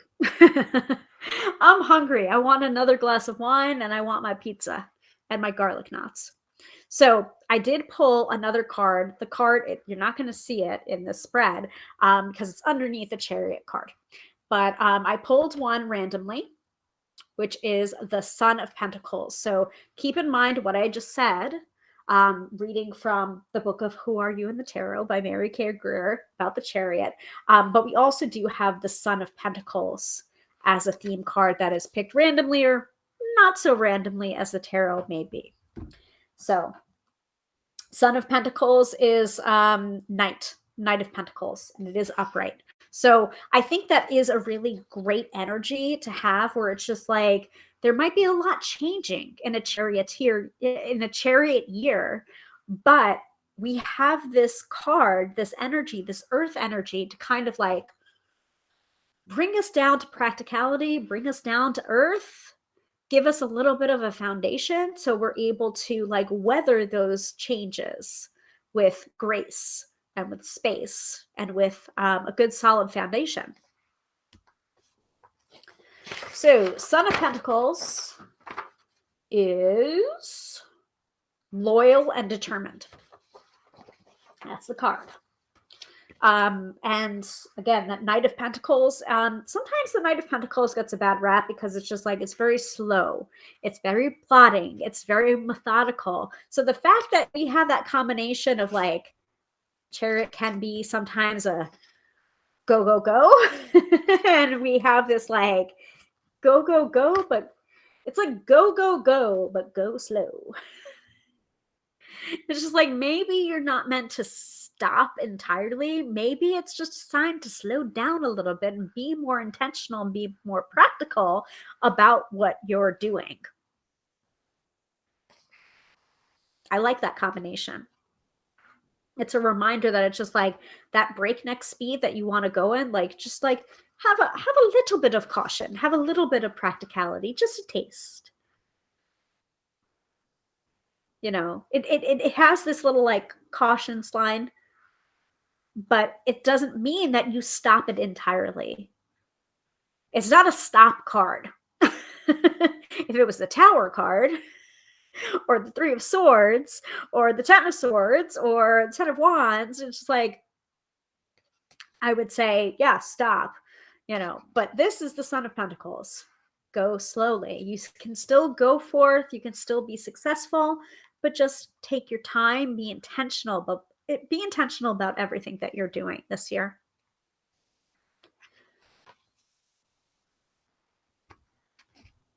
Whew. Oh. Any interpretations about the Chariot or the Son of Pentacles, aka Knight of Pentacles? Because we're ready to wrap up this reading. We're ready to wrap up this episode. 2 hours and 15 minutes of reading goodness. Get prudy with it. That is your forecast for the year ahead. If you want a personalized one, you can definitely book one at tarotbyhilary.com. I also want to remind you that I am doing a discount on tapping sessions right now up until January 31st. Use code GALA, GALA, when you're booking your tapping session. You can get 50% off because seeing is believing and experiencing is believing. That's a methodology that, or somatic practice that I am certified in, and I got my certification in the spring, in April. End of April. Geez, I can't believe that it's been that long since I went to Vegas and got my graduation. Oh my God. And I got a wonderful, wonderful testimonial from someone last night that I just like, I'm crying. It's a video testimonial, so you're gonna see it. I might show it next week. Who knows? Just to like really encourage people to like, just like, this is a crazy discount that I'm offering on the tapping sessions, but I believe it so strongly that it helps. And especially the combination of tarot and tapping. Oh man. Like I felt almost like I love tarot for what it can bring up, but sometimes it can bring up a lot. And then I'm just like, okay, bye. And I want to empower you to have a good reading. And I want to empower you to feel that way when you leave a reading. But sometimes that impetus isn't necessarily there in the session. So you have to kind of like go and do it on your own outside of the session. And you know, if you do a tapping session, I can help to show you a somatic practice that will help you feel calm, lower your cortisol levels, make you feel like you're in a more centered space so that you can make better choices, better decisions, hear your intuition. So yeah, Gala, GALA.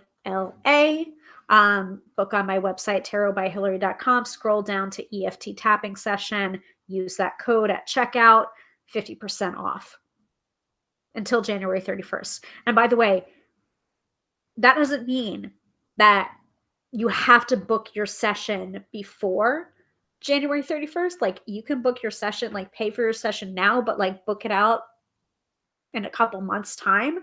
But use that code. Like you have to use the code before January 31st, but that doesn't mean that your session has to be before January 31st. Do you know what I mean? I'm pretty sure that's the case. Let me know if it's not. Anyway, so Dina says, thank you. You're very, very welcome. Catherine says, my resolution is to learn to drive so the Chariot makes sense. No, you're joshing me. Really? That's really funny. That's really, really funny. And good luck with that. You know, it's not easy. I'm like a later in life driver. I mean, like And sometimes you're like, you live in an area that you don't have to, but like, I kind of had to. So like I went through a professional driving school because I have stories. I have stories that my mother probably wouldn't appreciate me telling. But let's just put it this way. My mom tried to teach me how to drive, and while I was driving, she ended up smacking me across the face by accident while I was driving. Because apparently I was driving faster than she wanted me to, even though I was driving like lower than the speed limit. She tried to hit my arm, my shoulder. She ended up hitting my face while I was driving.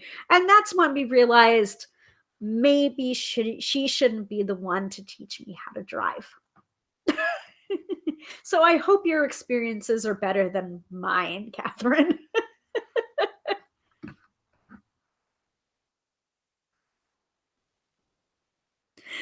So Dina says thank you. Catherine says thank you.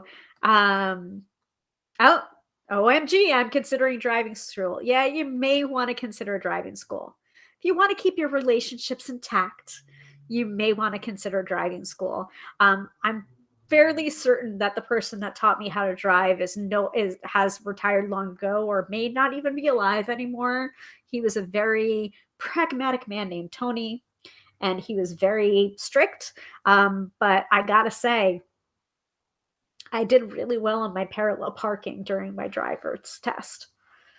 Like to the point where the tester commented, "Wow, I've never seen someone parallel park so well during their test." And I'm just like, "Thanks, Tony."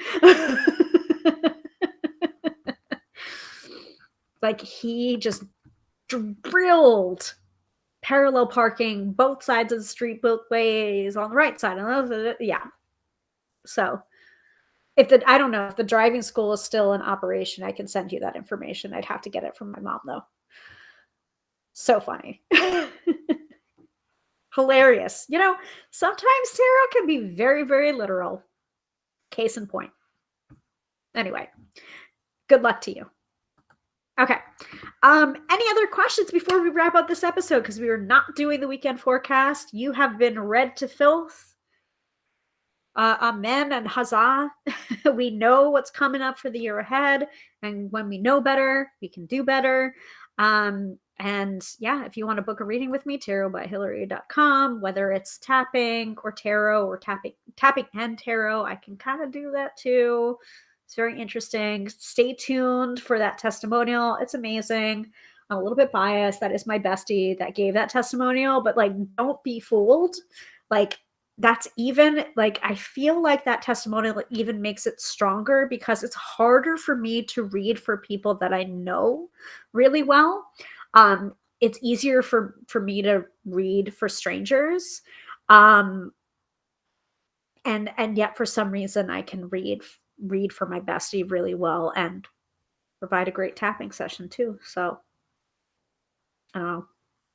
We like cry during the testimonial, which is like good. It happened right after tapping. So, and if you want to provide a testimonial for my readings or my tapping sessions, you can feel free to send me that too, using the feedback form on my website or by emailing me. And I mean, some of you actually in here have purchased a tarot and tapping session that I used to offer when I was doing it through email. And if you've done that and haven't done a tapping session with me in 2022, I encourage you to book one for 2023 because you will feel and see and experience the difference. You will. That certification changed my life. So, all right. I think that's it for this episode. Thank you all so much for watching. Again, the replay will be available almost immediately after I hit end on the recording. And yeah, I don't think there's anything else for me to tell you except like have a great weekend. And next week, same bat time, same bat channel, we are going to be doing an unboxing of the Meraki Tarot 2nd edition that I'm using for the deck of the month.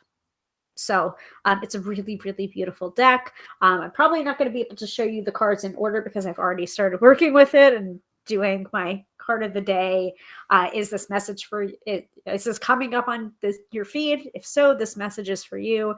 They're gorgeous. They are so, so beautiful. Did you guys see today's reading? Hold on. I got to give you the reading for today because owls, the Hierophant, by the way, was today's card of the day. Hold, please. I've been starting to post them to the two of you shorts, trying to keep them under a minute so that I can actually post them everywhere. But yeah. Oh my God, so pretty. They're so pretty, guys. Hold on.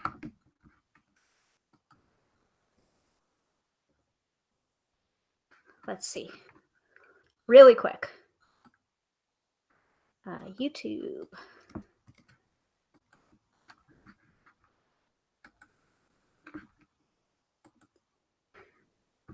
Let's see if this works. Let me put that there. Let me put that there. Okay. Ready? Oh, please work. Why won't you work? Why does shorts not work? No, that's weird. Huh. Hold on. It worked there. Why doesn't it work here? Maybe I have to press the share button.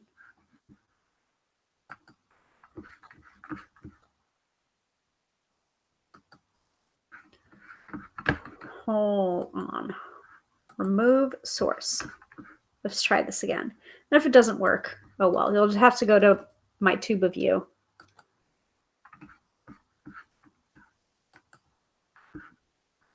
Huh? I don't think I can show shorts in here. I don't know why.